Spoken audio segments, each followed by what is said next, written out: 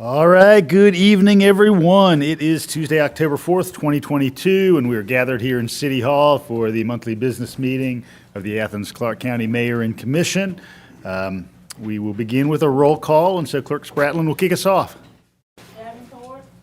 Link. Here. Ryan. Present. Benson. Here. Poole. Present. Edwards. Here. Myers. Here. Thornton. Here. All right, thank you, Madam Clerk. I appreciate it. All right, first order of business is approval of the meeting minutes from Tuesday, September 6th, Tuesday, September 13th, Thursday, September 15th, and non-voting meetings. Do I hear a motion for approval of those minutes? Mr. Mayor? I'm sorry. May I move to approve with the minor amendments I shared with the clerk earlier today? Clerk Spratland, do you have those? I don't have a with me. They're mine. I haven't seen them. I haven't seen those. Do you have those that you can enumerate now? Oh boy, yeah. I was hoping to avoid having to do that here. But I'd be happy to. Sorry, just need a second to pull them up here. Just a few corrections on spelling, and then noting the 9:15 work session, which we hadn't received in that email, and corrections to typos to some dates and times that were typos, essentially. So the adjournment time for the 9:13 work session was at 7:05, not 9:05. The date for the agenda setting meeting being corrected, and then the attendance being updated for the work sessions on 9:13 and 9:15. All right, and Gene, you've got those? Okay. All right, so motion for approval with amendments? I'm good. All right, we've got a motion from Commissioner Thornton, second from Commissioner Houle. Any further input? All right, all in favor, please say aye. Aye. Any opposed? All right, motion carries. Minutes are approved. Madam Clerk, do we have any written communication tonight? We have a copy of a letter from Governor Kemp to Dr. Mariah Parker. Thank you for apprising me of your resignation as a commissioner for District 2 for Athens-Clarke County, effective September 8th. Your resignation as county commissioner is hereby accepted. Thank you, Madam Clerk. All right, please enter that into the record. All right, I want to go ahead and cover rules for public input. We have several opportunities for public input tonight. First of those will be on the consent agenda, which are items 1 through 8. Next will be on old and new business, which are items 9 through 18. And then at the close of the meeting, we will have an opportunity for public input on any item not on the agenda tonight.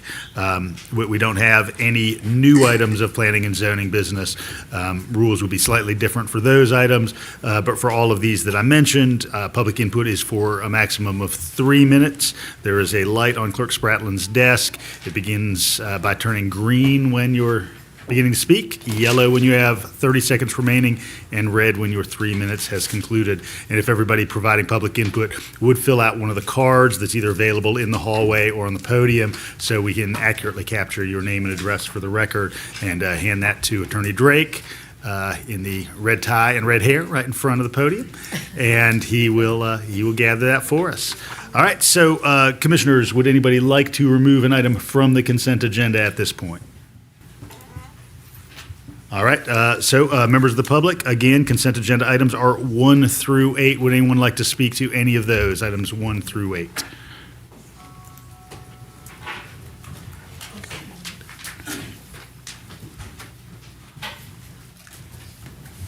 Good evening. Good evening. I'm Lisa Milet, and I'm at 237 Hiawassee Avenue, and I am the Executive Director of Athens Pets, which is the volunteer group that works with Athens-Clarke County Animal Services, and the Director of the Practicum in Animal Welfare Skills at the University of Georgia School of Law. And in those roles, I was part of the stakeholder committee that worked with Athens-Clarke County Animal Services Director Crystal Barber and Chief Assistant County Attorney Sherry Hines on the animal control ordinances that you're voting on tonight. And I am just here to say thank you very much for taking this up. When I first became involved in the animal control side of things, I was told animal control ordinances were the third rail of local politics.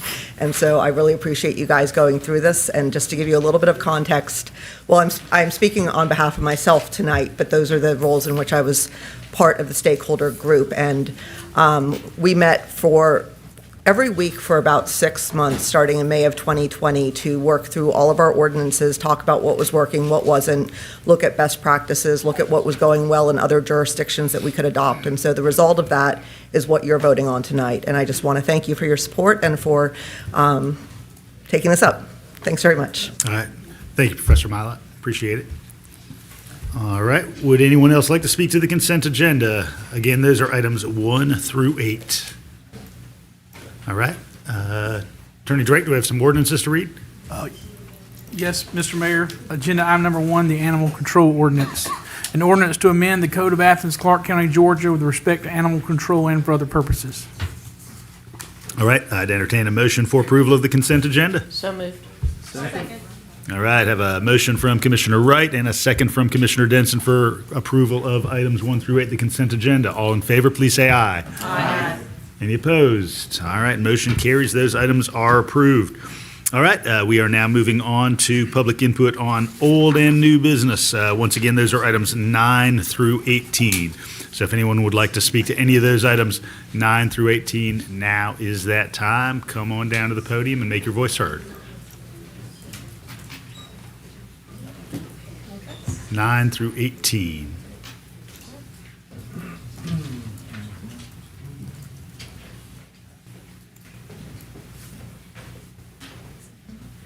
All right, we're gonna go ahead and move on to discussion of item number 9. This regards. Great.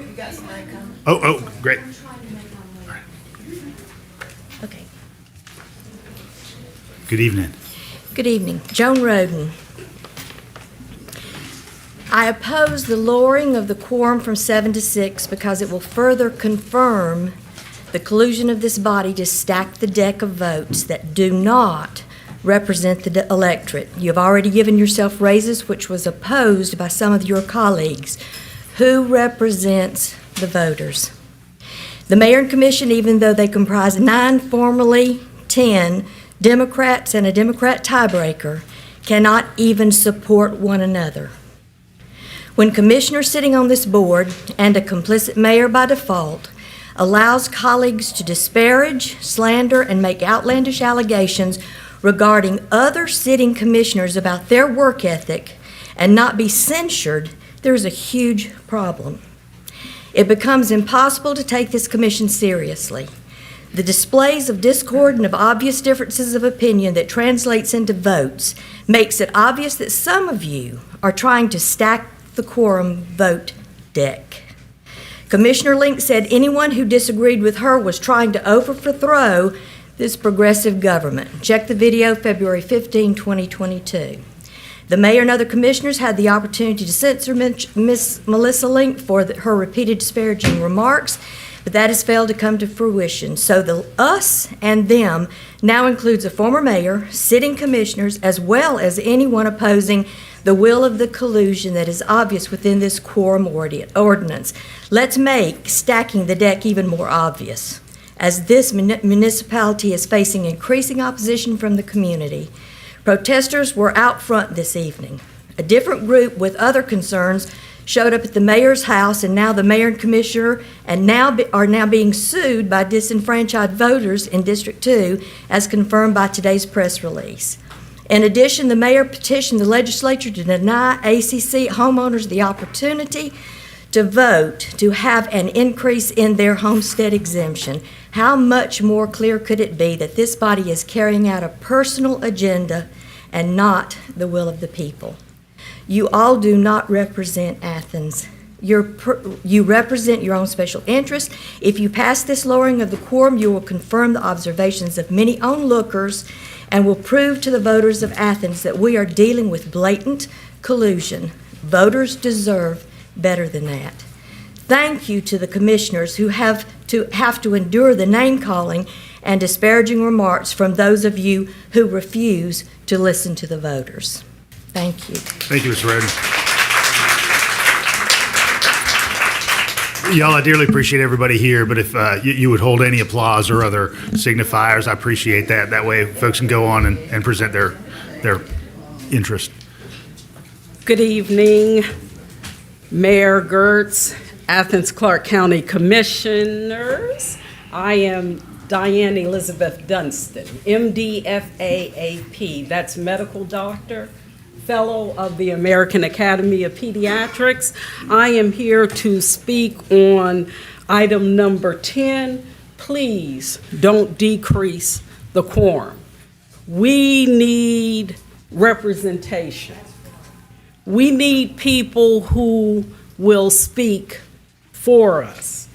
And tonight, I am especially grieved because this commission supports public health, who came into my facility without my knowledge, not even a word, with a potentially infectious disease when I had little children running around in camp. They decide they're going to give the monkeypox vaccine. Don't talk to the doctor who had reached out to them when they took WIC away from the East Side. Do whatever you please to the people of the East Side. I couldn't be a doctor of medicine, one who reached out, one who has worked in this community for 30 plus years, who cares about all people. I didn't tell them I didn't want their clients in the shared space because I don't respect the clients. I had no idea whether people would be protected. The nasty door that they had the clients going into that looked like they would get hepatitis B walking in and monkeypox vaccine walking out. Oh, but you can do that in East Athens. That's why we need representation. Mr. Mayor, you can't represent us. You can't do it, you haven't done it. This commission has not been fair to the people.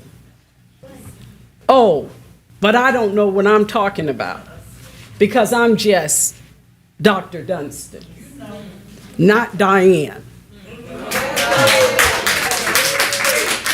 All right, we have old and new business items 9 through 18. Would anyone else like to speak to one of those items?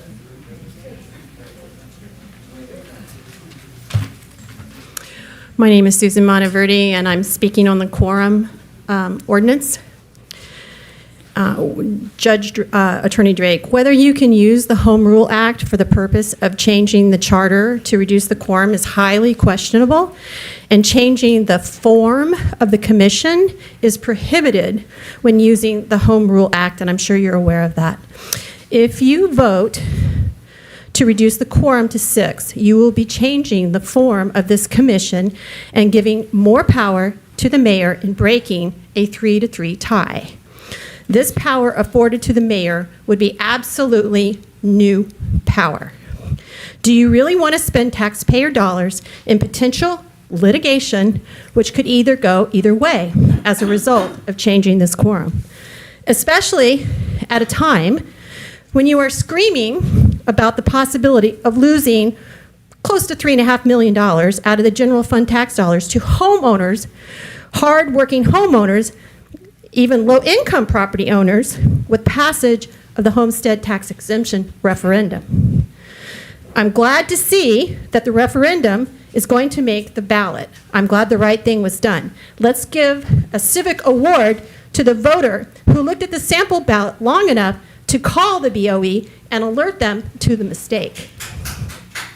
After seeing this commission vote to give themselves a full-time salary for a part-time job, stated as such in the charter, I expect you to do your job and for the mayor to do his without trying to grab more power. If this ordinance passes, then there should be another effort to make this new quorum of 6 all that is needed to override a mayoral veto. You can't have your cake and eat it too, Mayor Gertz. Lastly, low attendance in executive session was brought up as a reason to lower the quorum. Executive sessions are only available to discuss land acquisitions and/or disposals, litigation against the county, attorney-client privilege, and human resource issues involving personal information. Based on Georgia law and included in the Athens-Clarke County Charter, there is a process for boards and commissions entering into executive session to return from executive session with a signed affidavit from each member stating they have adhered to discussing solely these limited topics as described. All other topics are subject to Georgia sunshine laws and available to the public. Attorney Drake is aware of this need, and I expect this process to be completed by the commission when entering any executive session in the future. The affidavits should be open for public record to the public. Thank you. Thank you, Ms. Monteverde. Again, items 9 through 18 are old and new business. Would anyone else like to speak to any of those items? All right, we're going to come for commission discussion. Item number 9 is a return to our agenda for 4555 Lexington Road. Understand there's a commission-defined option. Commissioner Davenport, would you like to present that to us now? Yes, thank you, Mayor. I presented a commission-defined option and introduced it at our last work session. I'm pulling it up right now. And I think it's a healthy compromise from listening to the neighbors and from the developer to protect the neighborhood of East Hampton, as well as serving a 50-foot buffer and making sure that the homes are detached. So I motion to approve. I'll second. All right, I've got a motion from Commissioner Davenport. I've got a second from Commissioner Link. Commissioner Link, any further comments? Yeah, thank you, Commissioner Davenport, for working on this. You know, I know that some folks have some consternation about an increased density, but the fact of the matter is we are a rapidly growing community, and increasing our density is going to be absolutely necessary in many communities throughout Athens. This is not an incredibly dense. This is a density that is equal to many in-town neighborhoods, or even less dense. And I feel like there's a really nice buffer between the neighborhoods. They're getting a lot of bonuses with the connectivity between the neighborhoods and the sidewalks. It's going to definitely add to pedestrian safety. And we need this kind of missing middle starter homes in our community desperately. We have a serious housing crisis that we should have been on top of 10 or 15 years ago. Unfortunately, the last administration did not see it as a crisis. We do. We've invested tens of millions of local and federal tax dollars in increasing our housing stock, our affordable housing stock. This is a drop in the bucket, but it'll start getting us somewhere. Thank you, Commissioner Link. Commissioner Wright. Thank you. Tech folks are here in the building. Commissioner Wright. Yes, I have listened through several meetings to the residents next to this property. They're not here tonight. They haven't spoken in the regard that they have before. I'm not sure if that's because Commissioner Davenport has done a good job in summarizing and meeting in the middle there. But I just want to explain my vote that will be not in favor of this. I felt that, well, with all due respect, I disagree with the summary that my fellow Commissioner Link has given to this project. It's not affordable housing. And some of the gives that we're giving to it, I don't think we're getting the quality. We want also quality housing for the people in our community. And I don't think that this is going to be that with the way that it's with the density. But I do appreciate Commissioner Davenport working with the residents, and I felt that also a lot of the details worked behind the rail, and I felt that it should have gone back to Planning Commission for nailing that out. And I thought there were 2 votes. We're down to just 1 vote on this? I thought one was land use and one was, am I thinking those separate? Brad, this is just a single vote. Is that correct? Single vote. Okay. Okay. All right. Thank you. I just wanted to explain my vote of non-support. Thank you, Commissioner. Commissioner Houle.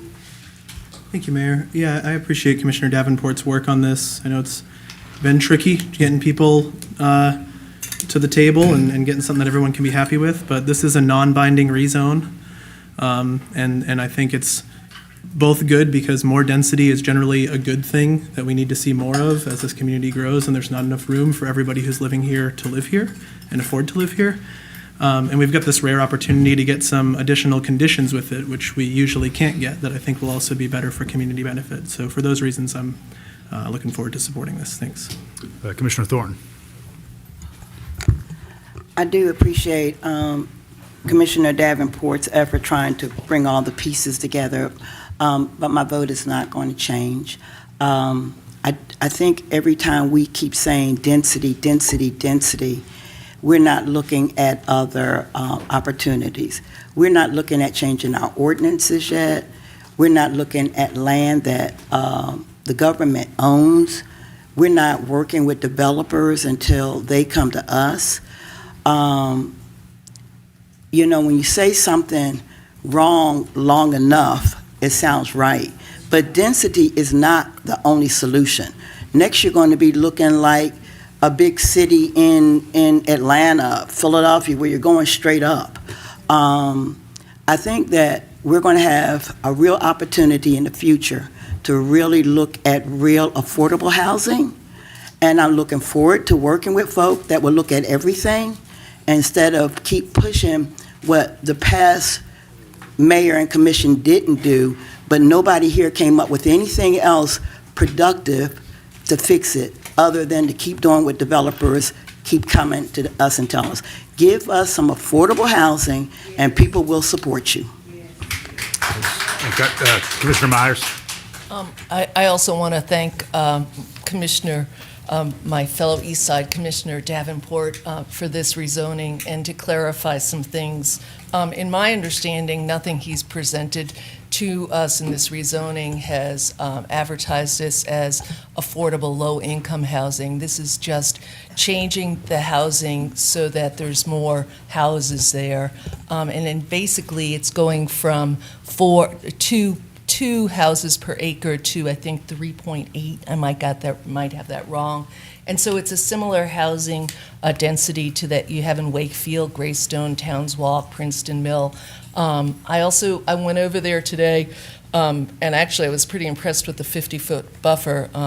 You know, that there's very thick tree growth there, much thicker than in many places. So actually that will provide a lot of protection for those neighborhoods. So I will be supporting this. Thank you. Thanks, Commissioner. All right, I've got a motion and a second on the floor. Commissioner Denson. Thank you, Mayor. And I just had a question to Commissioner Davenport, and I mean, not knowing this necessarily that he could have an answer for it, but the one thing I am concerned about on the CDO is barring attached homes from being part of this. And I guess I'm just curious on why, because it's the one thing I will disagree about if we're talking about like community benefits from the CDO. Whenever it is proven in markets that attached units, townhomes, are cheaper to rent and also cheaper to buy than unattached units. And so not saying that these things all should be attached units, but I guess I don't see it necessarily as a positive of requiring that there be no attached units whenever those units are normally cheaper for homeowners and for renters to get to. So I guess I'm curious on why that requirement is being put in there. Commissioner Davenport, did you want to just describe that element of the CDO? So it was a healthy compromise listening to the residents, because if you do attach home, you're going to increase the density. And they didn't want the feel of the neighborhood next door, the Chapman property where the homes are attached and the streets are crowded. This feels more like a neighborhood where you can drive down, you got your driveways instead of attached homes, and that was just a healthy compromise for the developer and the residents to do detached homes. But also when it comes to affordability, I think we think of it differently. I think we have different concepts of what's affordability. There are a lot of people who are in starter homes in Athens-Clarke County who are looking to upgrade. And we have already limited stocks of homes, and this gives us an opportunity for those who want to downsize, who has those $1 million homes, who have the 5 bedrooms with the kids gone, that this gives them the opportunity to downsize. And those who want to upsize, those homes now come available. So we got to look at affordability we still need to focus on affordability, but we also got to understand there are a lot of middle-class people who are looking to upgrade, and there's a lot of rich people looking to downgrade. And this neighborhood gives us the opportunity for people of all verses to have the ability to move to a new neighborhood. Okay, I appreciate the clarification. I mean, that one clause, I'm not in agreement on, but I will still support this, and I understand the difficulty in trying to find compromise there working with the group, so I commend you on that. So. I'm going to go ahead and have Attorney Drake read the ordinance. An ordinance to amend the Code of Athens-Clarke County, Georgia, with respect to rezoning one parcel of land comprising approximately 26.72 acres located at 4555 Lexington Road from RS-15 single-family residential to RS-8 single-family residential and for other purposes. Thank you, Attorney Drake. All right, I've got a motion from Commissioner Davenport, second from Commissioner Link. Gene, could you go ahead and just do a round robin? Davenport, Yes. Link, Yes. Wright, No. Denson, Yes. Poole, Yes. Edwards, Yes. Myers, Yes. Thornton, No. Hamby, No. 6 yes, 3 no. All right, motion carries. All right, thank you, Madam Clerk. All right, item 10 is an ordinance under home rule with respect to reducing the quorum requirement. Obviously, we had extensive discussion about this in the past. I'm just going to ask somebody to place a motion on the floor. I'll do the motion I did a couple meetings ago when it got put on hold from further discussion. I make a motion that we deny this request. I'll second. All right, I've got a motion from Commissioner Wright to deny. Got a second from Commissioner Link. All right, Attorney Drake, can you read this ordinance? An ordinance under the Home Rule powers granted Athens-Clarke County to amend the charter of the Unified Government of Athens-Clarke County, Georgia, with respect to reducing the quorum requirement for the Commission of Athens-Clarke County, Georgia, and for other purposes. All right, thank you, Attorney Drake. Any further input on this before we do a roll call? All right, Madam Clerk, go ahead, Commissioner. Yeah, I just want to thank the mayor for actually bringing this issue up because it is an important issue and this has enabled us to have a public discussion about it, brought it to the attention of the press and laid bare the reality that we do have some attendance problems on this commission. And so I think that's something for the public to consider and for those who seek office to consider. There's a lot of meetings that we have to go to and not everybody can make them, and some people choose not to make them. So I am grateful that we have had this discussion. Commissioner Wright. Yes, I did want to make just a short comment that in my interpretation of what might be problems with quorums, which it has not been for regularly scheduled voting meetings, we have a scheduling problem, not a quorum problem. And I think if we have a strong mayor pro tem, which we've had in the past, that would, as we say, rally the commissioners and making sure that when meetings are added or when there's discussion in the agenda-setting meetings with the mayor and the manager about adding meetings, the mayor pro tem is supposed to stand up pretty strong for the other commissioners and let it be known that that might be a short turnaround or short notice or problematic with the other things happening in it. But I think we're going to move forward from this discussion and make some changes so that scheduling and confirmation of quorums is communicated better. Commissioner Myers. Yeah, I do want to respond to that as Mayor Pro Tem. I mean, I think the one of the journalists has out in the past year since I've been Mayor Pro Tem, the attendance, not to my credit, has actually been better. And maybe we also need to make sure that we have some written standard operating procedures for Mayor Pro Tem before that person assumes the seat. I have talked with Commissioner Wright and also with our clerk, Jean Spratland, here to talk about some ways to smooth out that scheduling and make it clearer to everyone. And I also have requested to the mayor and to put that on the agenda for the work session so we could spend a little bit of time just clarifying some things and expectations and discussions about some of the things that we discussed probably a year and a half ago at one of the first retreats I was on. So, but I will, in terms of this, I will be also supporting the motion on the floor to deny the change to the quorum. Commissioner Houle. Thank you, Mayor. Yeah, I just feel it's important to weigh in here and say I feel like it's a gross mischaracterization to say the problem we've been facing is the fault of any given mayor pro tem, past or present. I echo remarks of colleagues that I'm glad we've been able to have this conversation publicly. I think it needed to happen publicly. It wasn't happening publicly. Now it has. Hopefully, we're able to move on denying this tonight. I never liked this. I never thought this was a solution to the problem, because the problem really goes beyond things where we need quorum anyway. Hopefully, we move on, everyone doing better and everyone, knowing the past and ready for the future. Thanks. Thank you, Commissioner. All right, just do a roll call, Madam Clerk. Mayor, may I? Just one more thing, because this was from someone in the audience. I do want to clarify that we actually do, for our executive sessions, have affidavits that we all sign saying that we've stayed focused. That's already a process in place. And so I wanted to clarify that for everyone who's listening, because that was Thanks for brought that. up as a comment. Thanks for that accurate note. Madam Clerk? Bright? Yes. Denson? What's the? Yes. Deny? Deny. Poole? Yes. Edwards? Yes. Myers? Yes. Thornton? Yes. Hamby? Yes. Davenport? Yes. 9 yes, 0 no. All right, motion carries. You forgot me. I'm a yes. She's the ninth. Oh, Commissioner Link was the seconder. Yes. Thank you. I appreciate it. All right, motion carries. All right, we're moving on to item 11. This is the live stream pipe replacement priorities, kind of recognizing that we've got a host of work to do, as we saw staff present in a work session recently. To entertain a motion regarding this item. I move to approve. Second. All right, I've got a motion from Commissioner Link and a second from Commissioner Denson. Commissioner Link, any further input?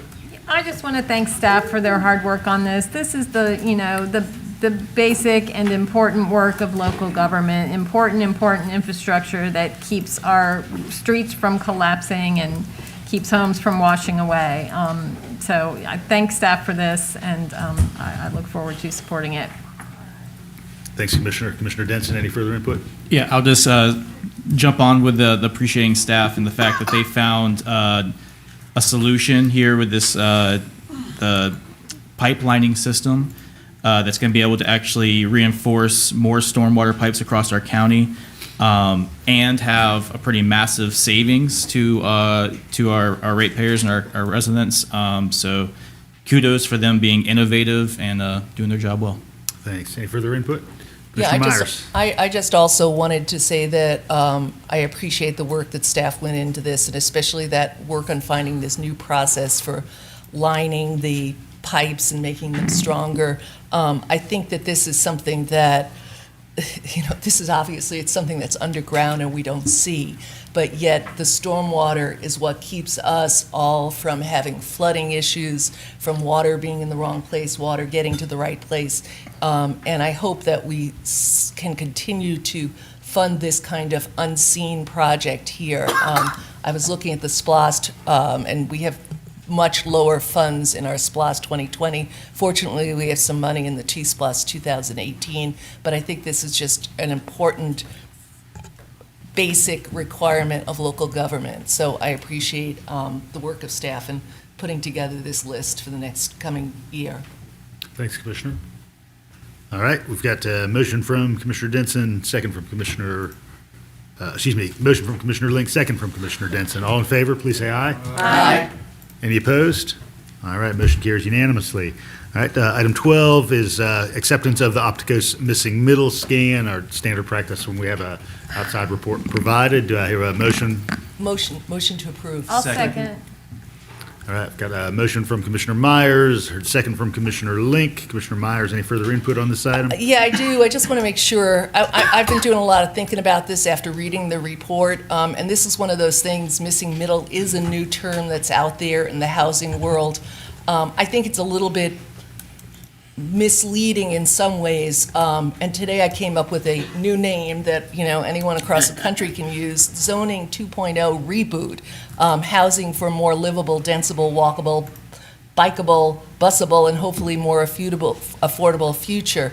And this is really right now, it's if what was in this report goes forward, it's really not changing the kind of housing that is built in the world. It is changing zoning to encourage certain kinds of housing in areas that are close to transit and sidewalks and business areas. So it's very specific to certain locations. It is not a broad idea. So for me, it's taking, adding in and making it easier to have duplexes, fourplexes, cottage courts, multiplexes, townhouses in areas where one can live there and have lower parking requirements and other zoning changes, and make it just easier to get around town for people who don't want to have an auto-centric life, and also who want to be closer to amenities in the community.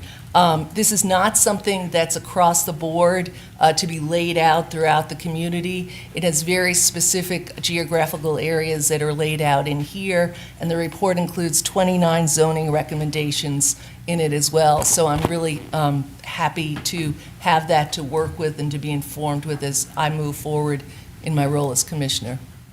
Thanks, Commissioner. I see you were seeking brevity in your new title for this style of housing.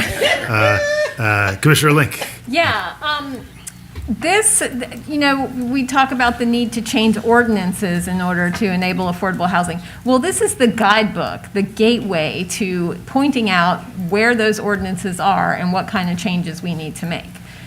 You can't just go out and start changing ordinances. You need the facts and the statistics and the guidelines and the kind of playbook on where and how particular ordinances should be changed. And this is what we have.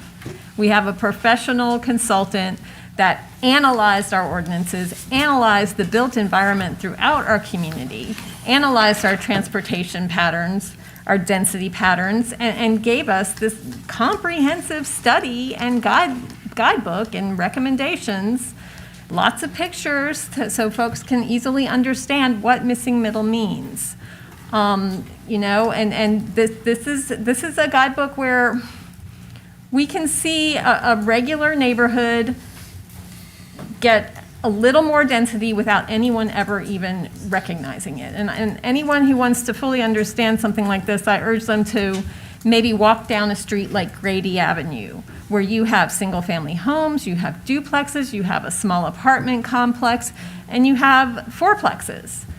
This is the way that our country was built, and it was only after the middle of the 20th century when building patterns started pushing out into the suburbs, and you had white flight away from your urban core, and this kind of construction became illegal in the suburbs for often racist reasons.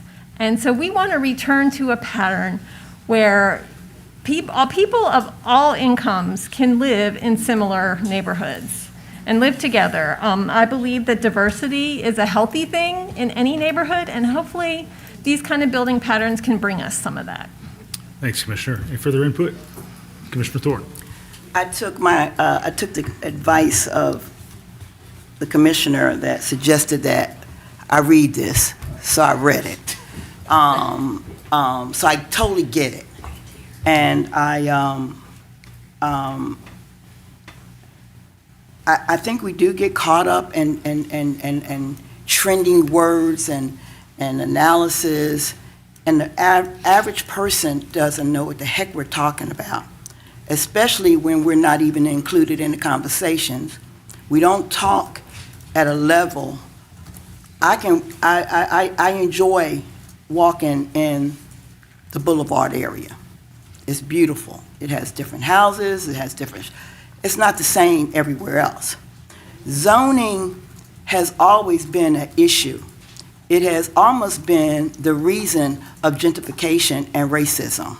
When you have zoning problems, you don't even need this report, but it's a good report. Don't get me wrong. If you needed this report to say that we needed to look at our zoning, we need to draw some pictures, fine. But I support this, but please do not play on people's intelligence that they don't know what you have in Boulevard that they don't have in another neighborhood. So I do support it. I think the report was good. I did exactly what my fellow commissioner said. I looked at it, I thought it was great. But the problems that we're having has been just racist zoning, gentrification, and now we're trying to fix it all and put it in a pretty package and call it the missing middle. So I'm good, but I do support it. All right, I've got a motion on the floor from Commissioner Myers. I have a second If from I could- Commissioner Lee. Commissioner Denson. Thank you. I just wanted to bring up one part because talking about why it is important that we kind of move in this direction and the importance of density being part of this, which the missing middle totally has. This is just for folks who want to read this part. This is on page 8 of it. But by 2040, ACC is projected to become home to an additional 26,425 residents. So, using the average household size for Athens-Clarke County, which is 2.36 people, that means an additional 11,197 units over the next 18 years have to be built. To put this in perspective, in 2019, ACC produced 673 new units. In 2020-2021, produced an average of 748 new units. So when we talk about the need for density, if people can figure out where we have room for 11,197 new single-family homes in the smallest county in Athens-Clarke County, we have to be building in a more dense way. And we have to have that housing, duplexes, quadplexes, those kind of things that have been missing from our developments and not even allowed in a lot of our communities. So that's why a lot of this is so important, because our community is growing, if we like it or not, and we got to make sure we have housing for it. Now, of course, that demand for the 11,197 units, that's on top of already the strained housing market that we have right here in Athens-Clarke County. So. I just need to respond to Commissioner Denson. The numbers do reflect that, but there are things that we can do to address the growth in this community. And when you're talking about where are these people going to live at, what about the people who are already here? Where are you moving them to? No, exactly. But we have ordinances, we have folk with an acre plus land. They cannot put a small unit behind their house that could help with housing. We're telling folk that in this area, which is an all manufactured home neighborhood, you can't put your manufactured home there. So I get it, and I know the growth, but we got to remove some of these racist barriers. Some of these people here churches have property. We could be working with churches to put a housing unit, a tiny home, so there's some creativity that could happen. I'm not denying the report. I'm just saying, how much land does Athens-Clarke County own? I'm not talking about our municipal buildings. I'm talking about the little lots here and there. Those are things we could do. So I'm not fighting against this plan. I'm just saying, let's see what we already have in the pot and how we can be creative and work with it. If somebody knew what I knew about a elderly lady who has some folk living in her backyard, but they living, but she's going to get in trouble if anybody finds out.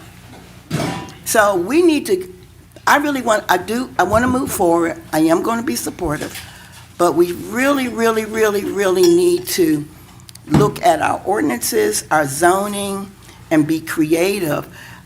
As far as I'm concerned, the zonings and the ordinances that we are dealing with right now, God bless our forefathers, I think they were designed to be racist. We got a land bank. Let's use our land bank.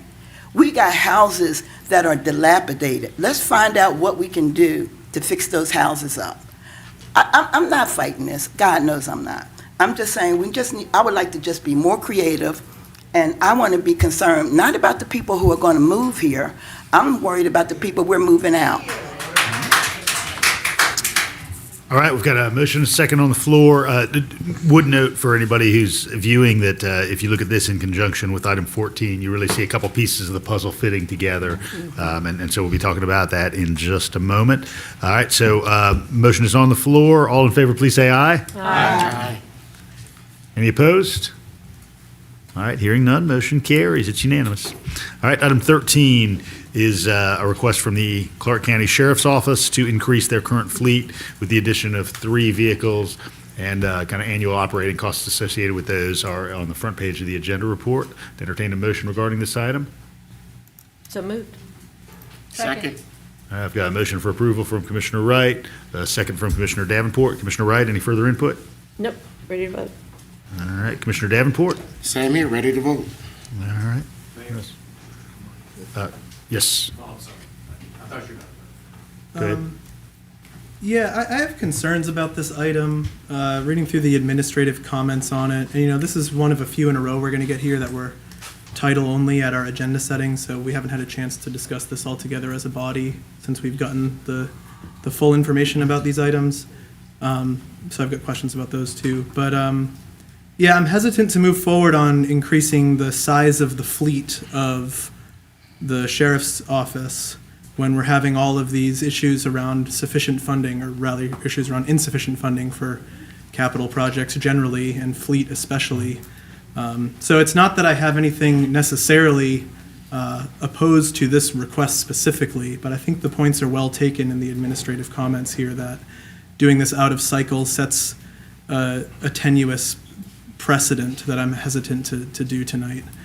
So I guess with that, I'll make a motion to table for a month to try to get more information. Maybe I'd be comfortable supporting it then, and if that gets a second, great. Otherwise, I don't think I feel comfortable supporting this tonight. Substitute motion to table. There's a second. I'll second. All right. Substitute motion from Commissioner Hool, second from Commissioner Denson. Commissioner Denson, further comments? Yeah, but my question was, I think just to get some, since this did come to us so late, my question is on, that a lot of this is being covered with forfeited funds, and I would just like to have more information on what exactly that means and those funds came from. All right, so substitute motion from Commissioner Hool and second from Commissioner Denson is to table for one cycle, meaning 1 month, until our November voting meeting. Further input, Commissioner? Mr. Mayor, I support the motion to table. I mean, for no other reason. The comment number 2 from staff, fleet staff were not included in the procurement of this newly proposed purchase and therefore cannot verify the validity of price, quality, delivery. So I think just a little more time so the Sheriff's Department can work with our fleet staff to make sure we're on the same page. I don't see the harm. Anyone else before I return to Commissioner Hool? Go ahead, Commissioner. And just one more point about the funding source. The cost right now might be coming from a given source, but then if we're increasing the overall fleet size, we're adding an ongoing expanded burden without going through the regular budgetary process of whether that's sustainable and how that compares to other needs that we're struggling to meet. So, All right, I've got a motion from Commissioner Hool, second from Commissioner Denson to table for 1 month. All right, go ahead. Mayor. Oh, yeah, go right ahead. Sorry, so Thank you. I did speak to the sheriff. This was a agenda item that the sheriff's staff had presented, and of course, we tried not to change it materially. We want to honor their voice. I appreciate the understanding of the concerns about process, which stand. Part of this was just an opportunity that emerged when 2 new cars came in, and the sheriff let me know that he's got other vehicle needs that he'll be bringing in the budget process. The non-standardization of the truck purchase is due to the undercover nature of the use of the vehicle. And there was some discussion about how to retain the vehicles, but not the purchase of the truck that's in question. So everything that you've read is valid, but I understand the sheriff's position. So I appreciate y'all, considering that. I'm sorry I can't answer your question on the forfeited funds, but if you end up tabling it, we can certainly get that information for you. Just one last thought I want to share too on process is, we're talking about a constitutional officer making a request that's outside of the established process. And if we do that now, then what does that signal to all the other constitutional officers who may have all kinds of requests, especially when we think about lack of space and, the dragging out of the court and municipal SPLOST project and things. And so I'm just, especially with this only being title only the last time it appeared before the public, I just really feel like at least giving this a bit more time to think through it makes sense. All right, roll call, please, Jean. I'm sorry, Commissioner Myers, go right ahead. I do have a question to address, to get answered on this, because I continue to be, as an officer, what's our phrase? Constitutional officer, right? We don't have to approve every purchase.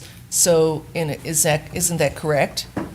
So, that it was sort of a going through the process, formality to do this?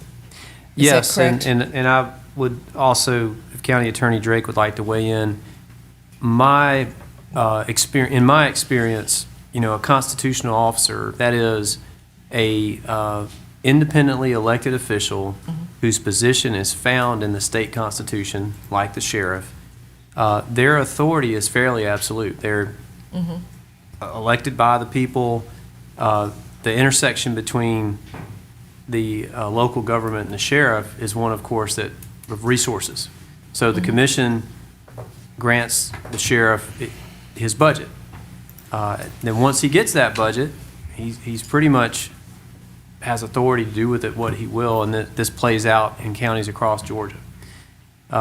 With the exception, I think, of at the time of unification, that constitutional officers are given a choice to either opt in or out of our personnel and procurement system. And in that case, the sheriff at that point did, which has them, inclined to follow that. And we want them to follow that. If you think about it, the sheriff, while or any constitutional officer, is part of the county. If they do something that someone challenges, or there's a claim or complaint from an employee, then the county basically has to pay for that defense. So it makes sense that we follow process when it goes to those things. But to answer your question, Commissioner Myers, I mean, theoretically, the sheriff could buy the car without question, but we would prefer that they follow the process. And in this case, it's a small exception, but again, the sheriff's response, and I won't speak for him, was, well, the opportunity just presented itself. If we'd have known this in the spring, we would have asked for it in the budget. So. Thanks, Manager Williams. Thanks, Commissioner Myers. Did you have any follow-up, or did that cover? That covers. Okay. All right, so motion on the floor is tabled for 1 month. All right, all in favor, please say aye. Aye. Any opposed? Opposed. All right, please note, Madam Clerk, Commissioner Wright opposed. All right, so we'll see this again in a month. Item 14, as referenced a couple moments ago, is acceptance of the Planning Department's Special Projects Work Program. And it's always been customary that this body has approved that work program because we know that whether we're talking about large policy questions or neighborhood-centric things, that the work that the Planning Department does is really significant around the way that this community looks and feels and functions for all residents. And so while in the current budget, we've afforded them an additional staff person and slight reorganization of the department. The department still needs sort of an orderly procedure of activities because so many of these things are kind of like dominoes. One has to happen before the next can happen successfully. So as we saw in the work session, we've got a work program here, and you can see that in the Gantt chart in front of you. So I'd entertain a motion regarding this item. So moved. Move to approve. Move to approve from Commissioner Link. Is there a second? Possibly, depending on the question I have. But, I'll second. All right, so I've got a motion from Commissioner Link, second from Commissioner Wright. All right, let me get some input from those commissioners, and then I'll follow up. Commissioner Link? I think the mayor kind of introduced the relevance of this item to the missing middle housing scan that we approved just a minute ago. This is where you get to the ordinances.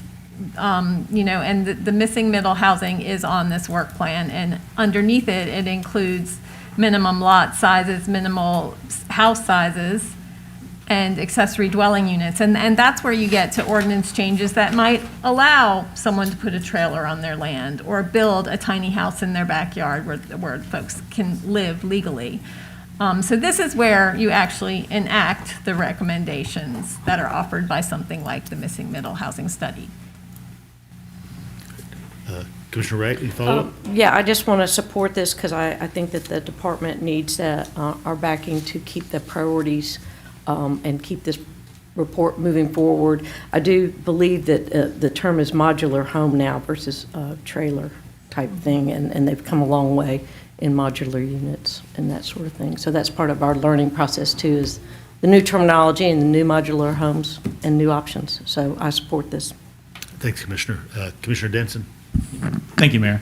My question, because back from when we had the presentation, as we discussed, it was brought up that there was a couple of things that staff felt like could be moved forward with, and one of those was the accessory dwelling units, which of course the Inclusionary Housing Task Force is currently working on. Yet this list in the very last item on number 10 that accessory dwelling units will be lumped in with missing middle and implemented in July 2024 to April 2025. And so, Do you want to check with the planning director on that? yeah, I guess if that needs to be broken out, or if we can just move forward. I mean, I don't know if I need to be a CDO there or what. Yeah. I think if it was limited to just the accessory dwelling work that the committee's working on now, I mean, that could possibly be moved up in the timeline. Where that was all part of the original presentation of, it is a component of a much larger, much more complex missing middle analysis, finding the locations. I think if the committee was looking at just an across-the-board ADU ordinance that really didn't get into missing middle by geography, location, walkability, all of those things, and kept it fairly simple and straightforward, that may be something that could be moved forward. But the point we were trying to stress at the work session was we need that land use map updated first before we get into identifying the locations for missing middle housing. Right. No, yeah, I agree. And I believe the way, that Bruce put it was kind of like that. If it was broken out during that, just accessory dwelling units was something that can move forward by itself, which is why the task force has taken it up. But I guess what I would stress with that too is if that was the directive of this body, we need to get to a point, complete the accessory dwellings, and then it's put on hold. Instead of continuing, well, now that we've done accessory dwellings, let's look at lot sizes, let's look at this, let us get that comprehensive plan finished, and then the future land use map finished first before we continue to move into missing middle. At least that's the way we've reflected to you on this Gantt chart right now. Okay, so I guess to clarify, you're saying that the accessory dwelling unit by itself could move forward, then just not, the rest of the missing middle stuff needs to stay. Our recommendation to you is to allow us to complete the land use map update first before we move into the details of missing middle housing and where it goes. Yeah, okay, yeah, I'm fine with that. So I guess, I don't know if it needs to be a CDO or it can be a friendly amendment, which I know former Mayor Pro Tem does not appreciate. But if it can be just specifically not part of missing middle, but as was discussed in the work session, as the task force is now working on, accessory dwelling units by themselves as an ordinance to allow that to be moved up to the current work plan, yeah. Let me, I'm going to do a little traffic control. I think it's a fairly modest sort of component of the overall plan, and sort of as Brad said, if you're really just talking about accessory dwelling units in isolation, I know that has been under discussion by the Inclusionary Housing Group. If there was a friendly amendment to simply identify that as a current activity, as I know that it is, I would find that acceptable. I don't know if that's okay with the motion or seconder. It's my understanding of the discussion by the committee, y'all have, from talking with Sherry, y'all talked about zones and stuff, and choosing certain zones to apply that. So that is contrary to what the planning director is saying. Yeah. And I just want to have, I want to have full support and participation by the planning department in the process. I think that's very important. I agree with what Judd's saying. I do believe that we're trying to make sure that our lots and the map that we have the opportunity to address in the middle of this 5-year review that has our census data.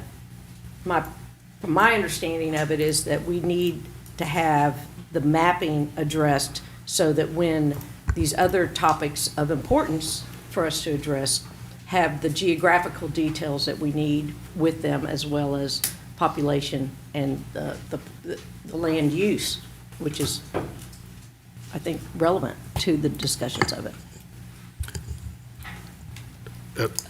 So what I'm going to go Brad ahead said. and Back to point- what Brad said. I'm going to point to Assistant Manager Jones. Did you want to provide a little input before I move on to some other Thank you, Mayor. questions I or think comments? we would like some clarity on, if we were working on the ADUs, it would only get to a certain point, but we really couldn't implement it until the comprehensive plan, the future land use plan map, and the growth centers were complete. I didn't know if we were on the same page with that. The ADUs and missing middle are essentially kind of one and the same. Okay. Yeah, I definitely don't think that the task force is on the same page then with all of this. I mean, I'm not sure exactly, I guess, why we're working every week on accessory dwelling units if that is the case, as we have I don't know. It's my Well, opinion. just a second, Commissioner. So, I did have an opportunity to speak to the chair of the inclusionary housing group last week. And certainly, I think there's the general recognition that, the group will essentially go on pause, given the future land use map. It was my understanding, and I probably didn't get into the peeling of the layers of the onion, that ADUs were sort of a standalone item that could be continued. And so I don't know if the sort of Venn diagram is to say, the group develops a draft ordinance, and then that draft ordinance comes for consideration after the future land use map is in place. And that may well be kind of where we find our sweet spot. I mean, So the ADU concept, you didn't call on me. No, I didn't. I had. I'm sorry. I had a couple folks who've not spoken yet, and so I want to make sure they all get an opportunity. So, Commissioner Houle. This is maybe my move tonight, but I'm going to make a motion to table. If I can get a second, I'll explain why. Explain why, and then get a second. Second. All right. So if we had a work session on this, very good one, I think, and I'm excited to move forward supporting something that, so our staff can work strategically and transparently on all the good things that need to happen. But there are a lot of things changed between the version we got on the work session and the version that's before us tonight. And when it was presented in the agenda setting, this was another thing that was just title only. So this is the first time we're having a public discussion about this. And almost all of those things are the things that I think we've had the most public discourse about. The missing middle study that we just accepted is just a study on a shelf until we implement specific recommendations from it. And most of the things that stick out to me on here as most obviously pertinent to that study are now being moved back a year or more. And I hear the rationale, but I don't feel comfortable hearing that just now and then moving forward without some time to digest and some time to think about if and how adjustments could be made, especially considering we continue to be in a housing crisis.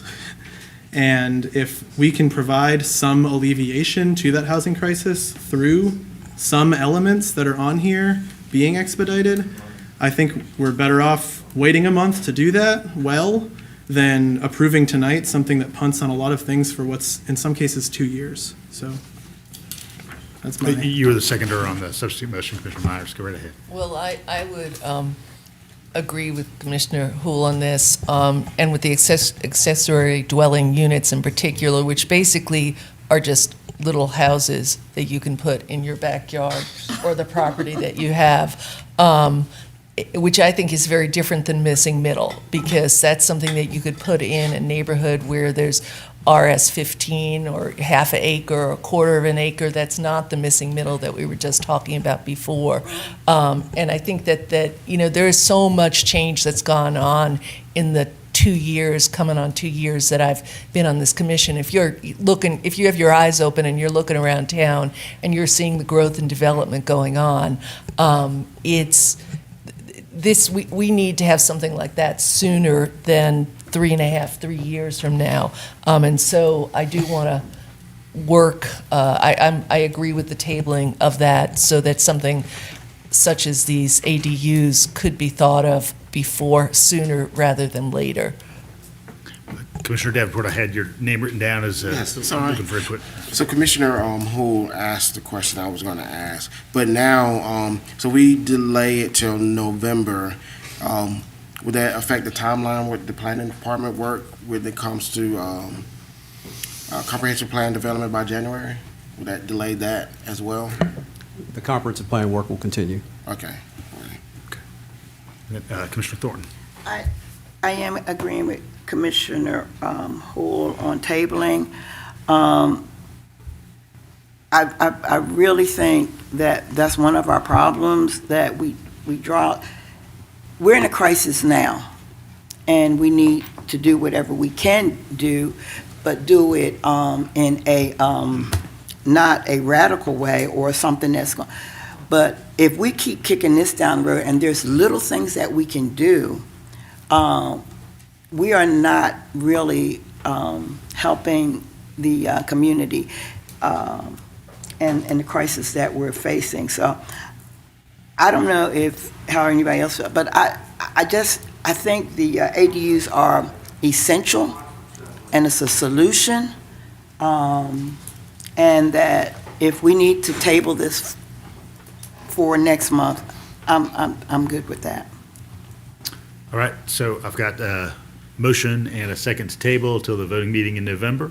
All in favor, please say aye. Aye. Any opposed? All right, we will see this very shortly. Mr. Mayor, if we could. Please. There is possibly a solution, but just to be clear, if we move the missing middle further up, that means other work on the work plan has to just move further out. It's kind of a swap. We're limited by staff, so we can't do all the things at one time. So there are several things that we could possibly move out to move the missing middle up. Well, elements of the missing middle. But it still needs to be informed by the comprehensive plan and future land use plan. And if I might, and we'll certainly come back and revisit this next month, but as that comp plan process and the public involvement, planning and zoning is not very intuitive to the your I don't want to say average because Athens is not average, to your Athenian, but I will say it has a huge impact on the future. And so it's, it's the cheapest way to affect the most change in the future. And case in point, there's a lot of questions about density and rising home price or property prices and things like that. And part of that was due to some of the land use decisions that were made 20 years ago. So talking about shaping the future of the community, this is going to be an important process, and we really encourage everyone to participate. And I'll just say, kind of given the dynamic that we've just heard described, which is that you can't do all things at once and they have to be sequenced, would encourage anybody who has questions about any of those individual work plan elements, to engage with management so staff can sit down with you and talk a little bit about how some of those things would necessarily have to flex if you're moving something forward. All right. We'll move on to item 15. This was a Judiciary request for calendar year 23 American Rescue Plan Act funds for the state of Georgia Administrative Office of the Courts. That's a separate fund than that was provided to Athens-Clarke County directly. So I'd entertain a motion regarding this item. So moved. And here, I'll get a motion in a second, then I'll call on you, Jed. Sorry. So moved. Second. All right, I've got a motion from Commissioner Denson, second from Commissioner Hamby. Go right ahead, Jed. An ordinance to amend the FY 2023 operating capital budget for Athens-Clarke County, Georgia, so as to provide grant funding if awarded from the Georgia Administrative Office of the Courts, AOC, to address court backlog due to pandemic and for other purposes. Thanks, Jed. Commissioner Denson, any follow-up comments? Commissioner Hamby? All right. Anything else? All right, all in favor, please say aye. Aye. Any opposed? All right, motion carries. All right, item 16 is a process we always go through after approval by the public of a referendum for projects on a SPLOST or T-SPLOST package. And so this is approval of the T-SPLOST 2023 budget and adoption of a project tier funding schedule for the T-SPLOST 2023 program. And of course, we had a work session on this, and commissioners were able to identify those items that were on the package and kind of relatively how they'd move forward. I appreciate very much staff getting a lot of things front-loaded in this program. Make a motion to approve. Got a motion from Commissioner Hamby and a second from Commissioner Thornton. Commissioner Hamby, any Sure, follow-up? I'll just say one thing. I appreciate Mr. Chester putting this timeline together in our SPLOST office. And I know with T-SPLOST, things tend to move a little bit quicker since it's only a five-year limit. I will say this, though, if there is an opportunity during this process where we see things shifting as far as cost of materials go or revenue income that may be slowing down, we haven't seen that trend lately, but certainly we've seen costs go up a lot. And certainly, if there's an opportunity where interest rates go back down a little bit, I want us to be able to jump quickly into doing some sort of conventional borrowing to help move things along quicker. So I'm not going to make it part of the motion, but I just don't want us to negate that if we see we need to do that. Manager Williams. Thank you, Mr. Handy. Point well taken. And I also I think the paving probably lends itself more to that as the rest of the projects unfold under the mayor and commission approved cycle of, and it's pretty intensive, as y'all well know, where we have the user group and the public check-ins. But with paving, it's a little bit different. And I just to tell you all that we've been talking about a new multi-year evaluation of our pavement, which will take place next year. And then what that tells us in year 2 or 3 of this, if we need to accelerate things and if the markets are right, then we would revisit that. Right. Okay, sounds good. Thank you. Nice. Follow-up, Commissioner Thornton.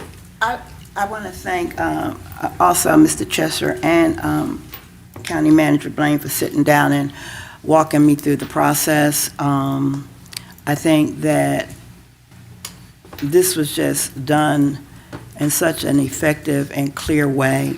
I think the goal was to make sure all of the projects kind of get started, so we're not competing. It is very clear that District 9 and District 2 are in the mix for T-SPLOST for the first time ever. So we want to thank everybody, but I'm really excited about it. And the only question, and maybe it's not even a question, but just for our viewing audience and people in the room, Mayor, would you please explain briefly the process as far as the usury groups? How are they? How does that move along? So the user groups are a mix generally of staff members and residents, or kind of directly impacted folks. Sometimes in the kind of frame of like an arterial, you might have some folks who live upon, say, or near Lexington Highway, as well as some staff members who've got some technical expertise, and those are appointed by management. And I think that's important for people to know. There's still time to give input and be part of the process. And I think we have a lot in these underserved communities, and we just need to follow the process through. I guess that was my point.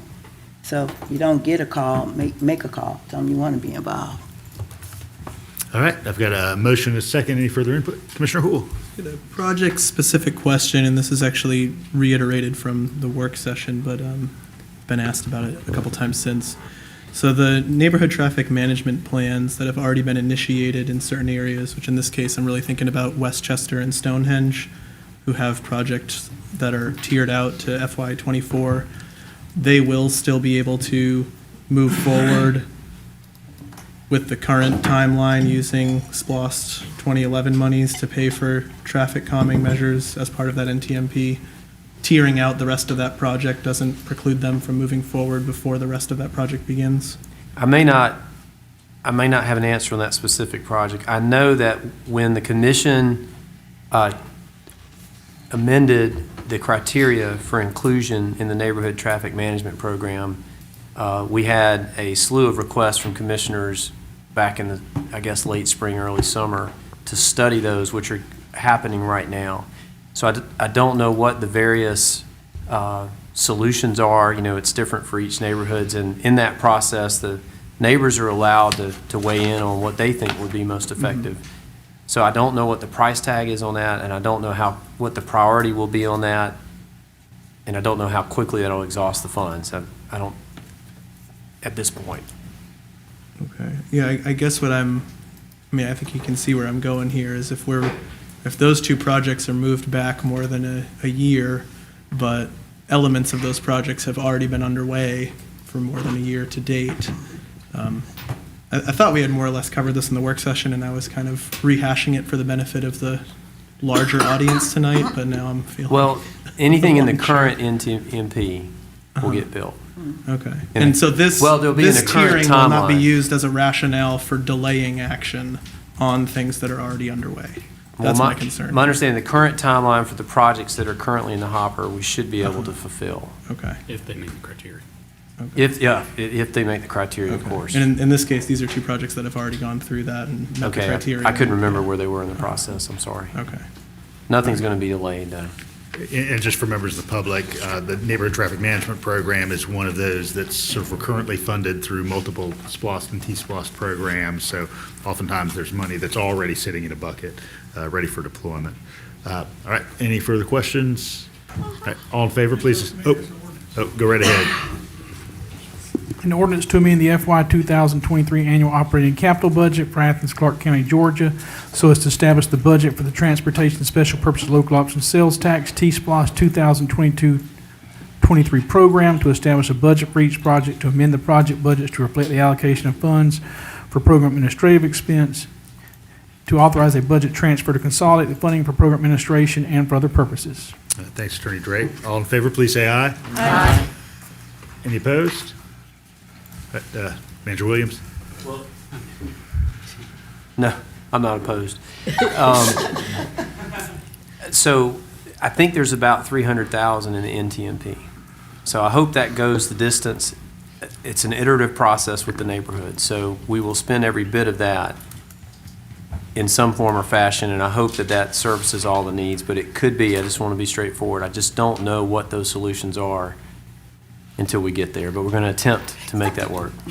And so generally, given that the scope of neighborhood traffic management can involve some relatively inexpensive and some very expensive items, and the neighborhood's deeply ingrained in that, the possibility exists that there's a lag between a deployment of the existing funds and the 2023 funds. So said in human speak, so like radar speed signs might be a solution that a neighborhood finds effective. That could be $7,500. Could do a lot of those. If you start doing speed tables, those tend to be a little more expensive. So if we started doing a lot of those, then the money runs out quicker. So We have a work session on this in February, if I'm not mistaken. Yeah. This is the case. Commissioner Thornton? Manager Blaine, did you mention that we've already started collecting on the new T-SPLOST? So there's money already rolling? it started yesterday, Oh, I okay, think. okay, October 1st, Friday. okay. We like celebrations in this town. Why didn't we have a mini celebration? So yeah, we have started collecting Okay. on that. All right. Thanks, everyone. All right. As indicated topically last time and with an agenda report this time is the Reconnecting Communities Action Plan Grant Program.